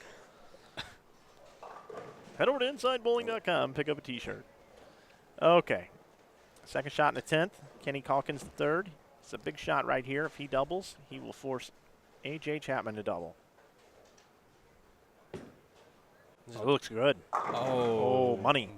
Bam. We like that, though. Yeah, here, let's look at it again. Check him out. Projected it well. That looked like the shot in the 9th from the last game that Nick Heilman made when he finally made that move. Little left to right through the front part of the lane. Count is important here. 'Cause whatever he doesn't get, it helps AJ. AJ's got 214, so I mean. Okay. Kenny Calkins the third. Can he hold off A.J. Chapman and move on to take on Mitch Hupe? Looks good. Boom. That's how you do it. Excellent shot. That is how you do it. Excellent shot. And you saw A.J. down there recognize that, give him the head nod. So A.J. Chapman now, here's what he has to do. He has to go up in the 10th frame. He needs to post 2 shots for strikes. Then he needs to get 9 or better, and he will advance to take on his friend, Mitch Hupe. And ex-teammate. Former teammate. At Wichita State. Yep. This would be big for A.J. if he could step up and do this here. Absolutely.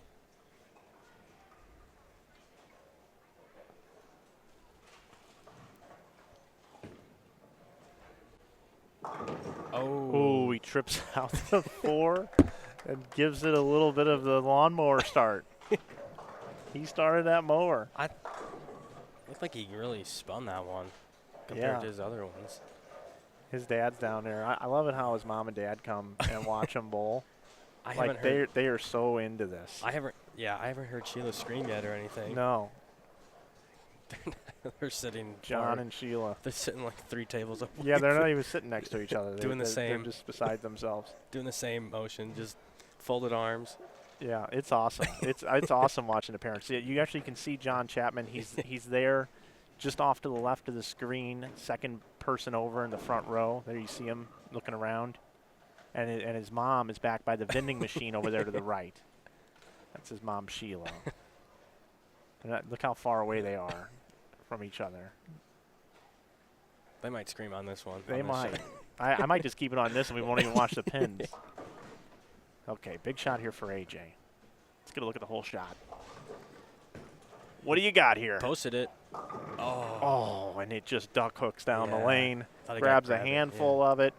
4, 6, 7. AJ Chapman's going to finish in 4th position and receive $1,300.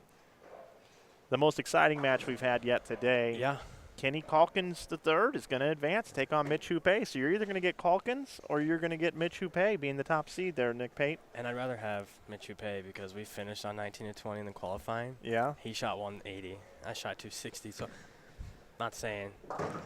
Oh, and my dad's on his way, so he'll get to watch. Hopefully, he gets here in time. Oh, really? Yeah. Your dad's on the way. Yeah, he went to watch my brother, and then he's coming here. They were in Freeport, Illinois for college bowling. Okay, Nick. Well, thanks for joining me. I Yeah, really absolutely. appreciate it. And when we come back, I'll be back with you to call the last 2 matches. Mike Flanagan here with InsideBowling.com. We'll see you in just a moment. Semifinal match, Fusion Realtors Community First National Bank Open. We've got Kenny Calkins III taking on our number 2 seed, Mitch Hupe. And joining me in the booth now, replacing Nick Pate because he had to get ready because he's the top seed, is a former champion of this event from back in September of 2013 is Jason Poli. Thanks for joining me. Thank you. All right, so we start out with a strike here for Kenny Calkins, which in the last match he started with a 4-9, so he's got to be much happier with what just happened and took place there. So Jason, you had a chance to participate on this 38-foot in length oil pattern and bowl this weekend. Tell the folks at home a little bit about what you saw from the demands of this pattern. I saw pair-to-pair. It was brutal. We had people throwing urethane up 5. We had people throwing, 500 grit at 20. So they were pretty chopped up. To close your angles down was crucial. A lot of these guys were able to play, like what Hupe's doing right now, 20 to 7-8 and get it back and create a little room. But it had to be clean and no grab to be able to do that. And obviously a ball that was a little slower off the spot. When you won this event, what did it feel like? Well, I don't know. That was 5 years ago. I ran the ladder too. That was crazy to even think about that now. Like, how did that happen? How did I, be qualified 9th and go all the way up and win? I'm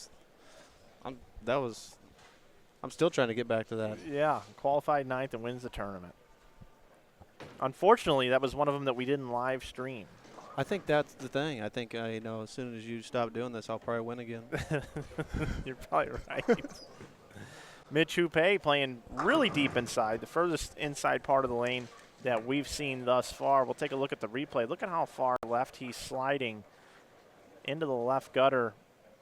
AJ was pretty far in there as well, but Mitch a little bit deeper. Yeah, both those guys have obviously a lot of rev rate, but it's very clean off their hands, so they're able to have that ball retain and be still slow once it leaves the pattern. You actually get to see us on the screen now. We've actually shown up as we move pairs. We're over there on the right. I'm sure we're looking good. Oh, we are. We are. Of course we are. Oh, Kenny leaves the 4. Could have been worse. Could have tripped the 4. That's what you call an even shot, in my opinion. Could have been worse. Could have tripped it. Right in the middle. Even. I want to thank everybody for watching today live here on YouTube. You may also be watching an archive version later, and I thank you for being a supporter of this channel. We certainly do appreciate the 10,600 plus subs that we do have. If you have not subscribed to our channel, we would appreciate it if you would. We've been having people subscribe all day long today. And we picked up almost 1,500 new subscribers to this channel in just the last 30 days. Pretty proud of that.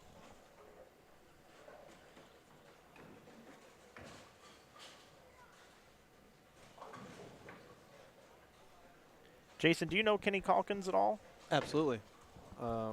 We both live in Des Moines. Okay, I thought he was from your area. Yep.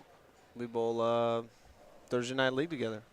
On the same team? Not the same team. Nope, same league. He's got a pretty solid team this year. They're going to be tough to beat.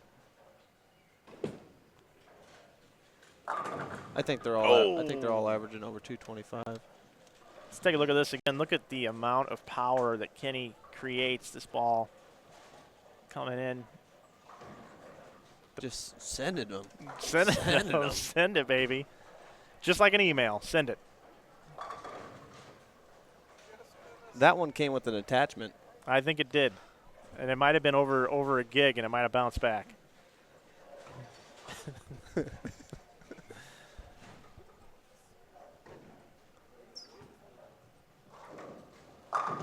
Hupe wanted to play out, but just wasn't a good look for him, so he's committed to the inside part of the lane. And another good-looking shot from Mitch Hupe. He's giving that thing the business. He is. I like his look, too. Mitch came up big for Wichita State in college bowling.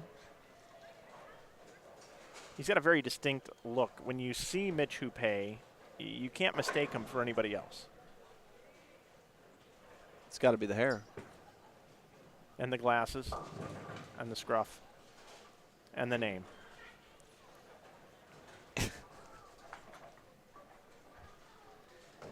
So he comes in light, leaves the 1, 2, 10. With the 8 back there. I didn't see the sleeper, but now I do.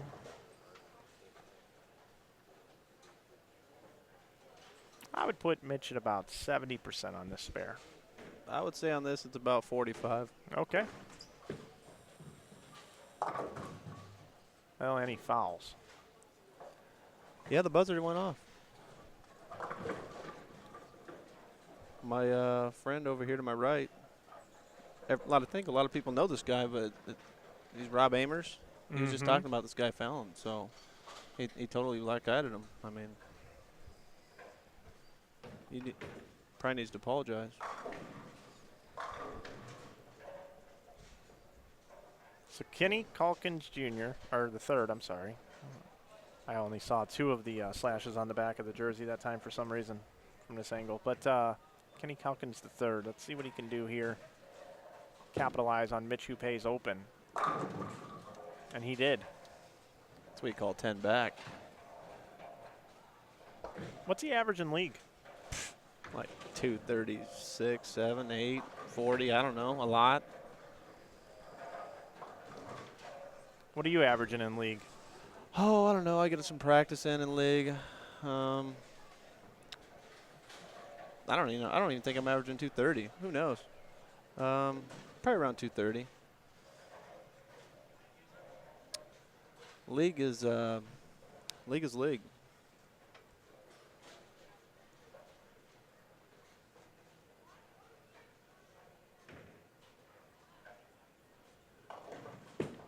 That's good.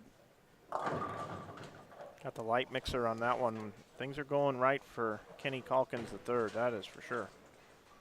He deserves it, though. He's been throwing it good for a long time. Yeah, he really has. Been really impressed with him as he's performed well at this tournament. Making the right moves, the right choices. I mean, it's not always about, obviously you want to throw good, but there's way more to it than that. Mitch Hupe. Light for a 2-pin. So as you can see, this pair, I mean, we're seeing it right here. There's the push down lane. He's getting to the spot, and it's just puking. And then I'm sure if he tries to make an adjustment off it, it's going to go high. If you're just joining us, my special guest in the booth, 2013 champion of the Fusion Realtors Community First National Bank Open, Jason Poli. Your good friend Jason Guest is in the chat, and I've got, I think, the chat moment of the weekend here and the observation of the weekend. Robert Curatolo says, Hupe looks like a young Johnny Depp. Look what he said. Look what JG said. Yeah. JG says Jason Poli is the best-looking league bowler 3 years running. We're closing in on 4.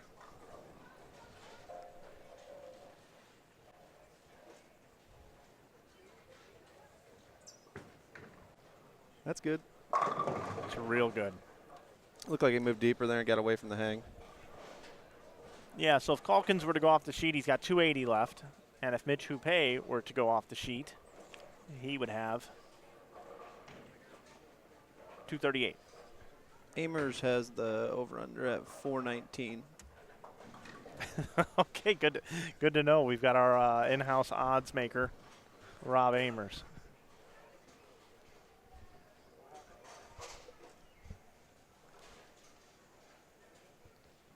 So these two shots are an opportunity here to really, really take control of this match for Calkins. It all starts here. Sit. It did. He's got a really good lookout on this pair. The good news is it's probably going to help him advance past Mitch Hupe. The bad news is he's not going to be able to stay on it for long because after every single game, we've been moving pairs.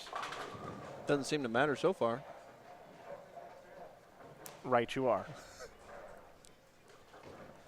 No, he's just doing, like I said, if you can find a way to take the lane out of play and close your angles down, your chances are much greater on this.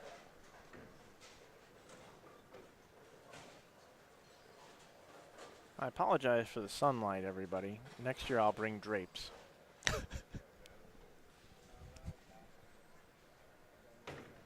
Oh, we had a phone call to the desk, maybe? Something distracted Kenny Calkins. Might have been The 24 turning on over here. Oh, yeah. Very well could have been. They doing some routine maintenance over on 24? Or? Yeah, they're making sure they get full rack set. As you can see, lane 24 is on randomly right now. It just cycled.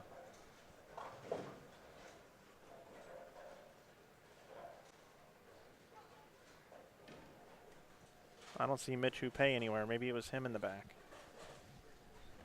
Cycling 24.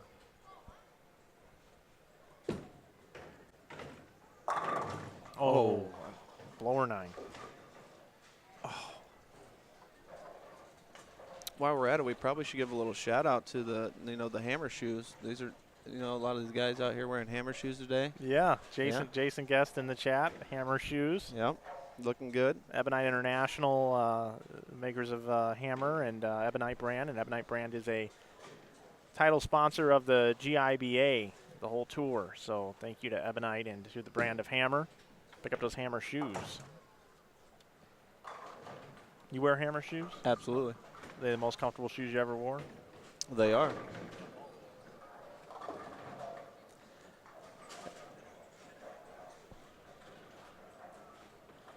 So Hupe has a chance to go up here and double and cut it to 11. That's in. And I got to watch that back really quick. Watch how he just pulls. Watch lane 23. The pin light went out. Yeah, I'm not really sure what's going on there. I don't know what's going on either. That's really weird.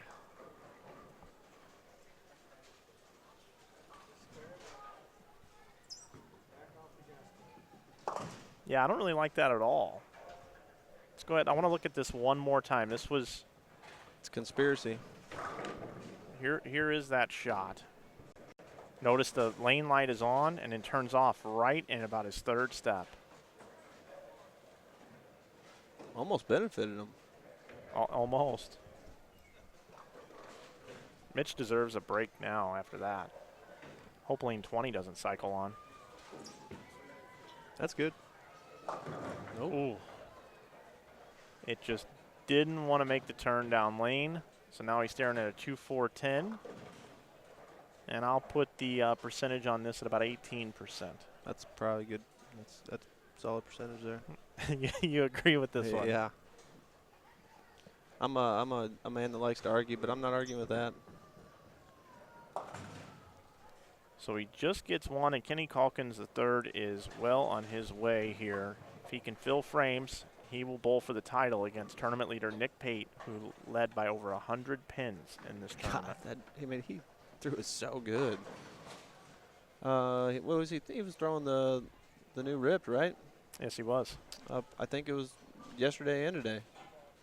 The hybrid, the gold and black and white, silver. Yeah, they're calling that one the ripped, and then the other one is the ripped solid. Okay, that's how it's working. Calkins with another strike. And he's smiling now. He's feeling good.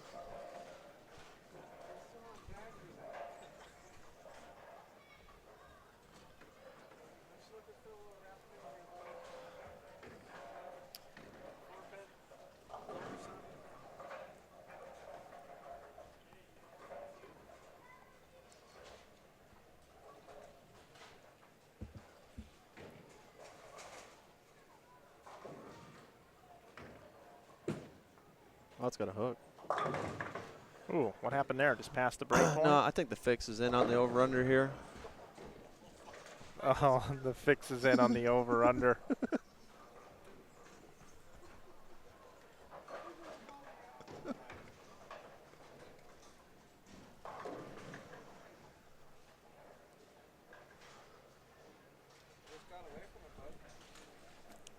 Possible 239 now for Calkins.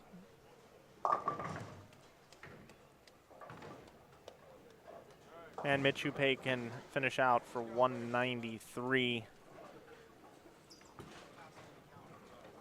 Kenny Calkins already at 199, so Mitch Hupe is going to finish third and receive $1,600 for his efforts.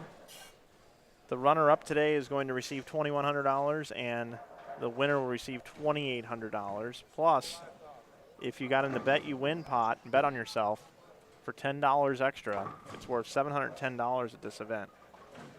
I know Nick Pate is in. I would assume Kenny Calkins III is in as well. Kenny's in. So the winner will take home $3,500.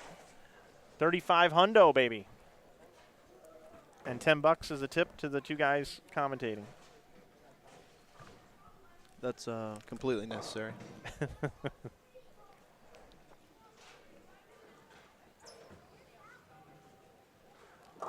Look at that thing just bleed, wiggle, anything but make the shape.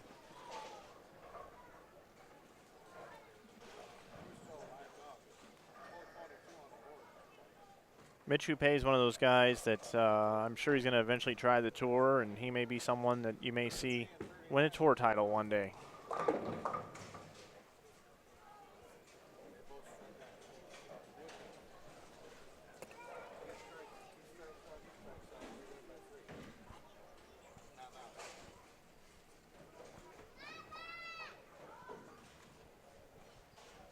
Championship pair is going to be 19 and 20. We originally had said it might be 17 and 18, but it is going to be 19 and 20. They're going to put the scoreboards up on another pair, and we'll have the championship match here for you shortly.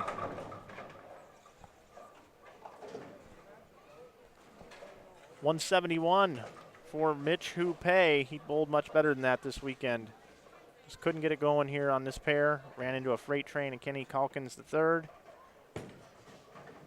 I'd like to know what his last Oh, and he picks the 4-9. Nice.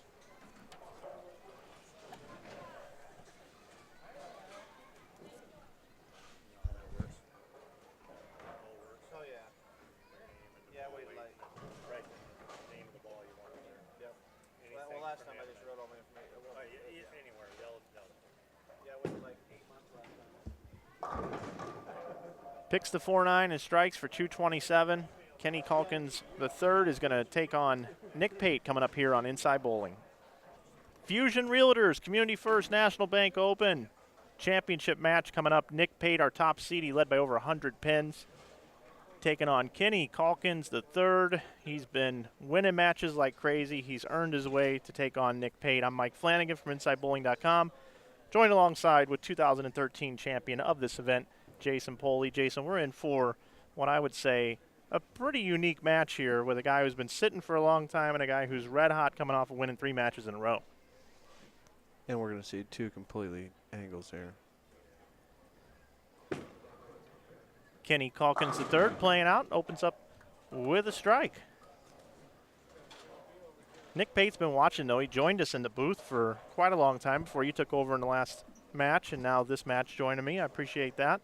Fusion Realtors and Community First National Bank, the co-title sponsors of this event. Without their support, this would not be possible, and this coverage would not be able to be brought to you here on YouTube on our InsideBowling.com channel. So here's our first look at Nick Pate for the first time in about 4 hours.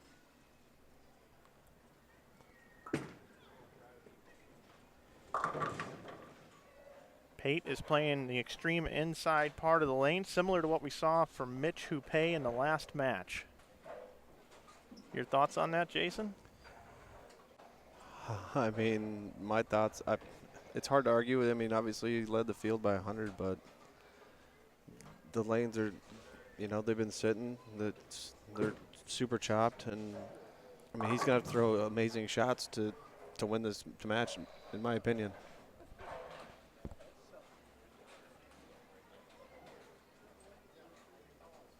It's the 13th edition of the Fusion Realtors Community First National Bank Open, and many of the sponsors have been on board since day one, and I'll go through them now. Ebonite, makers of the Verdict Pearl and the Game Breaker 3. Consider Ebonite on your next bowling ball purchase. The Waterloo Convention and Visitors Bureau, Budweiser, the Kingpin Grill, Logo Infusion, CFNB Mortgage, and the Isle Hotel and Casino. Thank you for your support of this event. So Nick comes in light back-to-back to start this championship match. And here's the problem. I mean, even if he tries to go to, you know, something that starts up earlier, it's gonna hook, you know, 2-3 feet sooner, and then it's gonna force his angles even, you know, to be bigger, and he might get to the pocket, but it's gonna flat 10. He's hooking it at the bucket. Oh, wow. You know, and Kenny's going to be using a part of the lane that's still pretty fresh. I mean, the only thing that's really been out there is, you know, a couple guys throwing reactive, but a lot of urethane, so it's pretty chopped up in the front. But as you can see, as we've seen, Kenny's taking the fronts out of play, so I don't think that's a factor. If you've been watching this tournament for the last few years when we live streamed it, you would normally see us at Maple Lanes. This year, the second time out of the 13 times this event has been hosted, we are at Cadillac XBC Bowling Center. Same owners.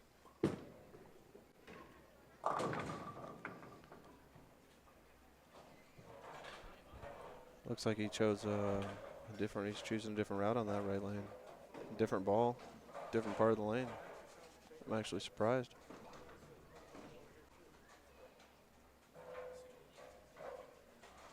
I like it when the bowlers match their bowling ball to their apparel, and he's done a nice job with that today.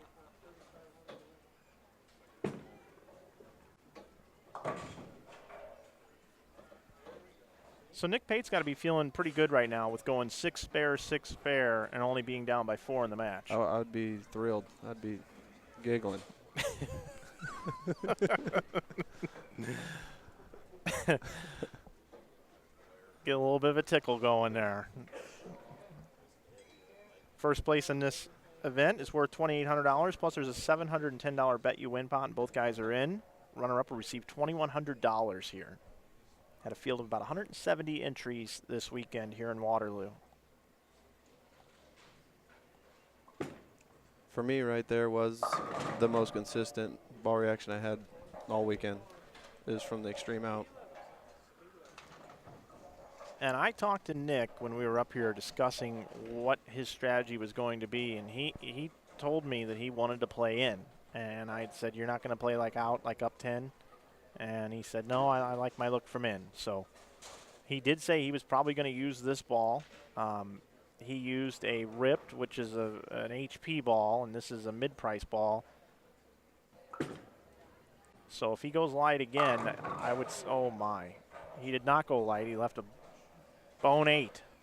No, he absolutely aced it, and he got 9. You know, that's. But if he keeps throwing them there, it's gonna be a tight match. It's a good-looking shot right there. Nick Pate, after 12 games of qualifying, was plus 387. Closest to him was Mitch Hupe at 283 over. Remember, Calkins qualified as the number 4 seed at 229 over coming in.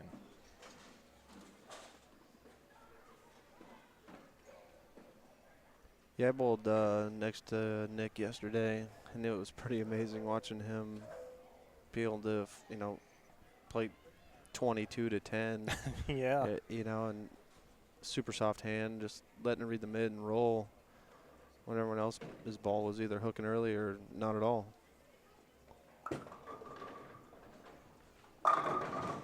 That was a Amazing shot. Well, I'll tell you what, Nick coming back and making those 2 shots after what he did in the first and the second frame just proves that he knew his strategy.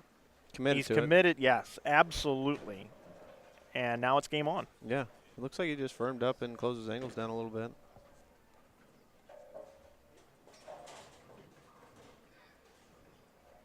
Scott Merritt in the chat says, you can lead by 1,000 pins. It doesn't matter in a one-game match, and you are absolutely right. You want to know what balls they're using? I believe Kenny Calkins the third is using a Storm Intense, and I know that Nick Pate is using a Ultra Heat. Yeah, Kenny's playing 15 with the Intense in the right lane, and he's playing 5 with the Sherlock on the left.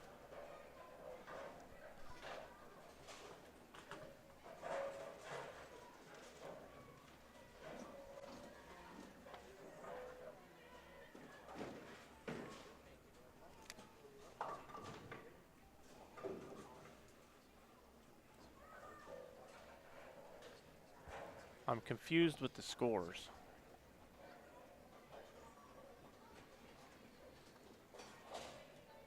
I think those Z's are strikes.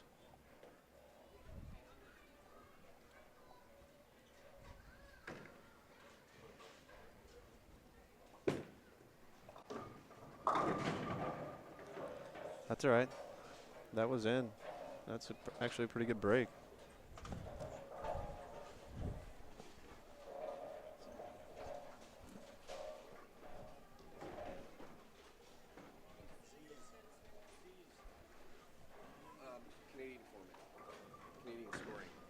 Canadian scoring. Okay.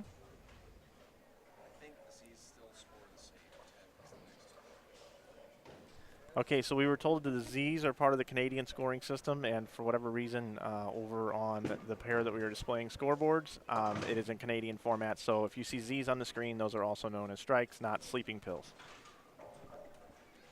Hope we're not putting people to sleep. I mean, I was told I sound like a bad Joe Buck, so maybe I am putting people to sleep. I mean, I'd be sleeping too.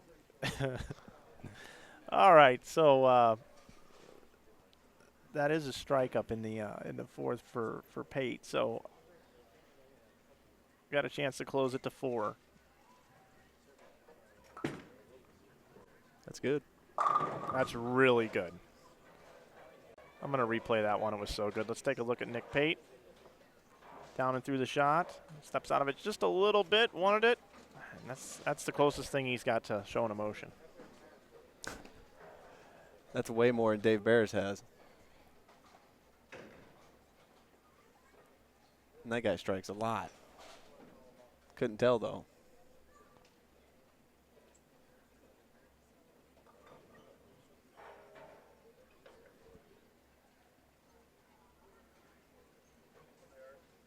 I'm out there hammer fisting him. Strike here will give him a 6-pin lead in the match. That's close. Must have grabbed it a pinch. Duck hooked off the end of the pattern, 4, 6, 7, and it's right back. That was the lead is Kenny Calkins. That was the same line as he threw over there last time. He must have just either didn't get through it or grabbed it.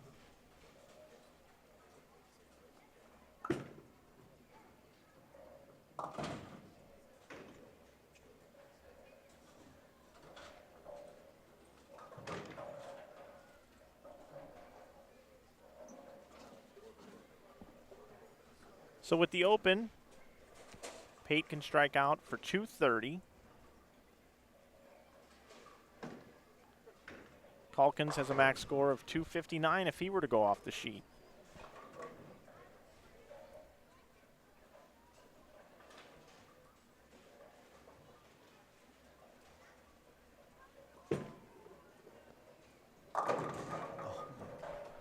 A little tickle me Elmo there. Yeah, let's take a look at it again. Looks good off his hand. Puts it right in the area where he wanted to. Puts it in the 1-3. The light hit in this bowling center I've noticed this weekend has been pretty rewarding.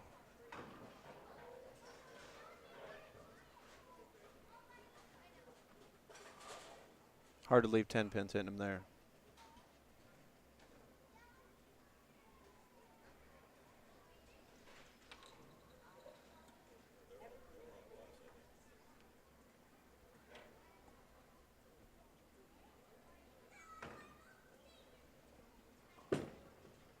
Looks pretty good. Comes in high for the 4-pin. So no player able to take control of the match, but keeping around the pocket, staying out of trouble.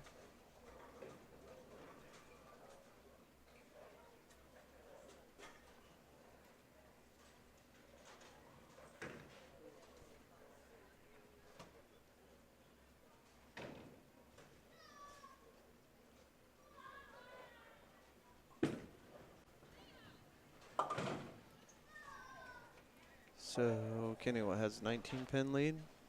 Yeah, you can max out for 239. Nick Pate can max out for 230. But currently right now, yes, 19 pin lead.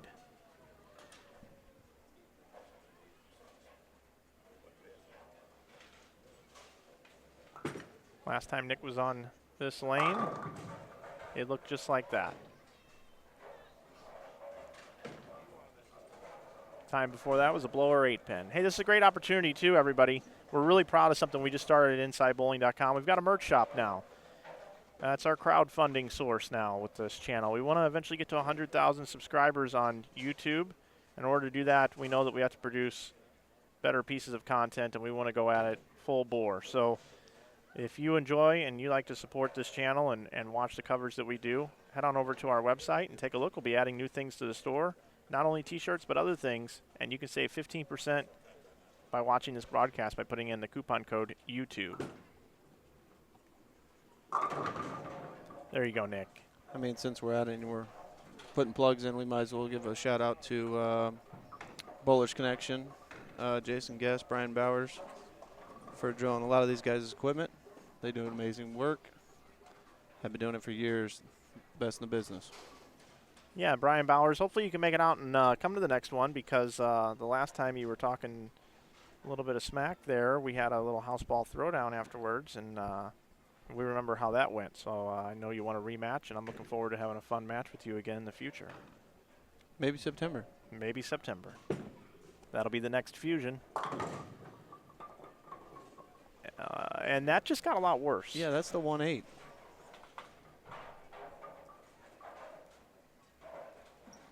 What do you think happened there? Just missed it a little bit, or too far to the right? No, I think he got quick at the bottom. And, you know, pull from the top a little bit. And you got two options. When that happens, you're either going to pull it left or you're going to pitch it right. This is important to cover this spare. That will keep it a 3-pin match.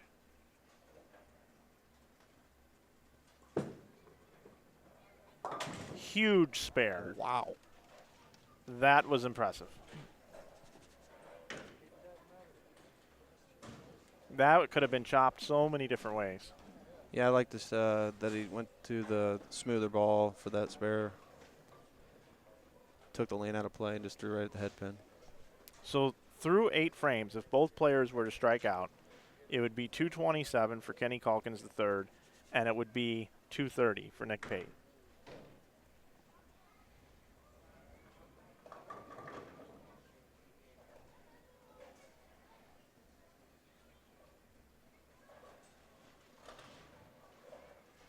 Looks like he's moving.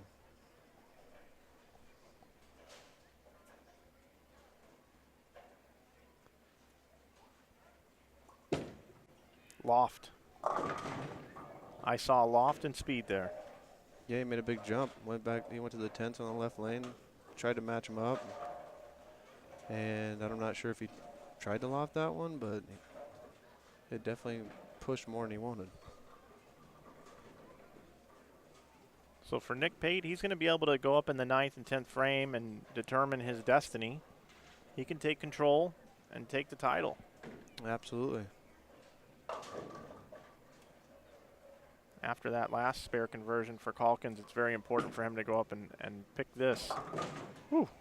Saw it hook a little bit off the end of the bat. That's a tough spare. Oh, man. So a possible 215 now for Kenny Calkins III. Nick Pate still bowl 230. Working on a double going into the 9th frame. Interesting to see how long it takes for Nick to compose himself and get ready to throw this shot. Yeah, this is where nerves definitely start to kick in.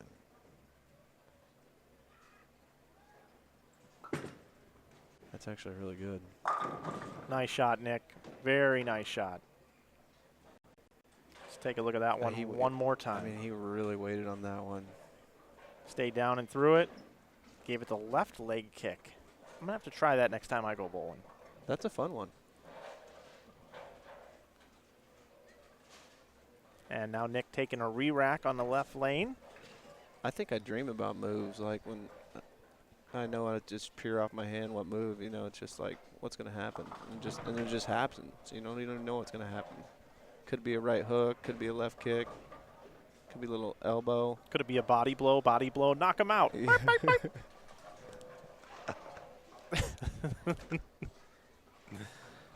Put in the code and get straight to Tyson. Uppercut. Body blow. All right, 10th frame coming up. That's good too. There you go, Nick Pate showing up in the 10th frame. Coming back from 6 spare to start the match and a blower 8-pin. And a big nasty split in the middle of the game. Was able to put together a 4-bagger. Just needs count, right? Yep, just needs count. First shot in the 10th was the clincher. Just needs count. The big shot's already out of the way.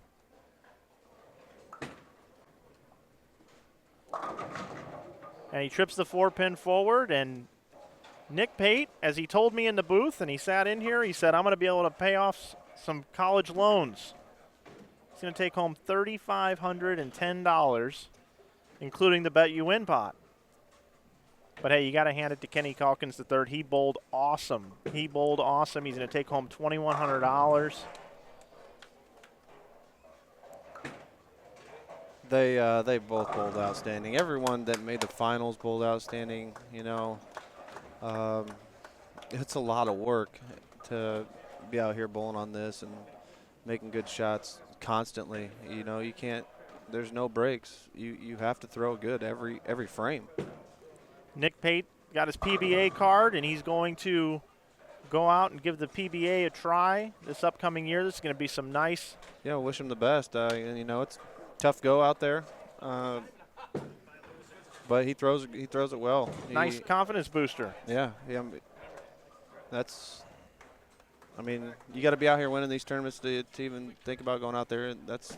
I mean, because if you can't beat these guys, then it's going to be hard to beat the best in the world. Absolutely. Jason Poli, I want to thank you for joining me in the booth.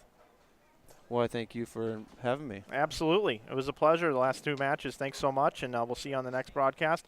But I'm going to step away for just a moment. When I come back, I'm going to sit down and talk with Nick Pate and talk to him a little about this big win. All right, I'm joined by tournament champion Nick Pate, led by over 100 pins. You sat in the booth with me. You had a long time to wait. That match started out a little bit tricky. I was a little worried about your look. Take us through the match.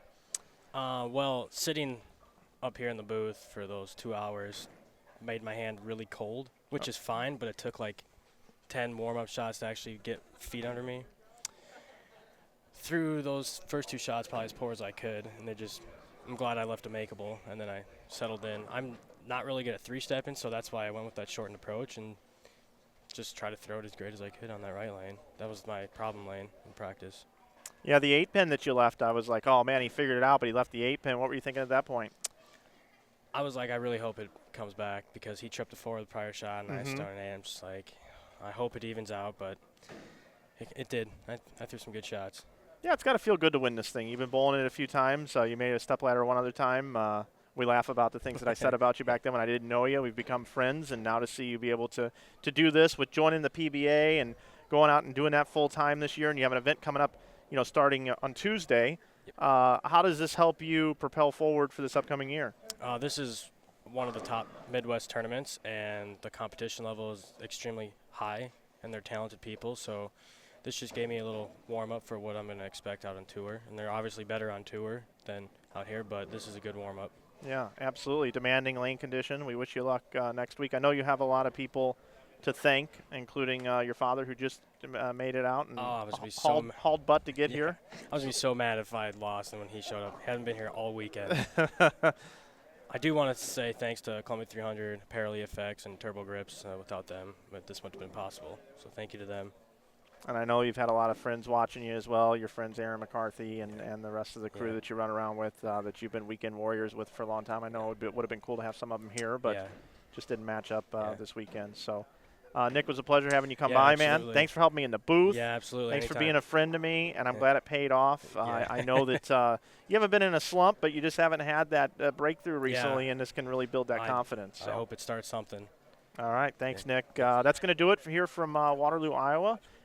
We are finishing up the Fusion Realtors Community First National Bank Open. We'll be back in September to bring you the next one. You can join us on our next broadcast in March. We'll be at the Southland Bowling League. For everybody that joined me in the booth, for Joe Engelkis, his entire crew that runs the tournament, they do a great job. The folks here at Cadillac Lanes XBC, we're looking forward to future events here as well. Don't forget to check out the merchandise on InsideBowling.com. You can save 15% with coupon code YouTube. And don't forget you subscribe to our YouTube channel. Thanks a lot for watching, everybody, this weekend, and we'll see you on the next one.